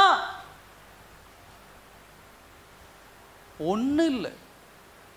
சிம்பிளாக ஒரு லோன் எங்கேயாவது கொடுக்குறாங்கன்னு சொன்னாங்கன்னா உங்களுக்கு ஃபோன் பண்ணி சொல்லுவாங்களா? கடன் கொடுக்குறாங்கன்னா சொல்லுவாங்களா? இங்கே கூப்பிடுவோம், நீங்கள் யாருக்கெல்லாம் ஆண்டவர் வேண்டான்னு சொன்னீங்களோ சொல்லுவாங்களா? எங்கேயாவது போகிறாங்க, போகும்போது திடீர்னு ஒரு குப்பையில் 10 லட்சம் பணம் கிடக்குது. ஃபோன் பண்ணி, இங்கே பாருமா 10 லட்சம் கீழே கிடந்தது, நான் எடுத்துட்டேன், உங்கள்கிட்ட நான் எப்படி மறைக்க முடியும் சொல்லுவாங்களா? சத்தமாக சொல்லுங்க, சொல்லுவாங்களா? 2000 ரூபாய்க்கு ஒரு சின்ன தோடு பண்ணால் ஃபோன் பண்ணி சொல்ல மாட்டான். நம்ம கேட்கணும், ஒரு சின்ன மோதிரம் என்ன போன தடவை வரும்போது தோடு இல்லை, இந்த பண்ணிட்டு இது ஏன் போய் வெளியே சொல்லுவானே. ஆனால் ஆண்டவர் என்ன சொல்கிறார், நீ ஆண்டவர்கிட்ட நெருங்க ஆண்டவர் என்ன சொல்கிறாரு, என் பிள்ளைக்கு நான் எதையாவது மறைப்பேனா, அவனுக்கு நன்மையான காரியத்தை சொல்லிடுவேன், இல்லை அவன் வாழ்க்கையில் தீமையாக வரதையும் நான் சொல்லிடுவேன். அல்லேலூயா. இப்படிப்பட்ட தெய்வத்துக்கு மேலே விசுவாசம் வைக்காம உலகத்து மேலே விசுவாசம் வச்சு என்ன பிரயோஜனம்? அல்லேலூயா. இதை தான் யாக்கோபு கேட்குறாரு, என்ன பிரயோஜனம்? பிரயோஜனம் என்ன? What is the profit? என்ன லாபம்? எல்லாரும் இருக்கிற இடத்துல எழுந்து நிற்கலாமா அந்த நாளில்?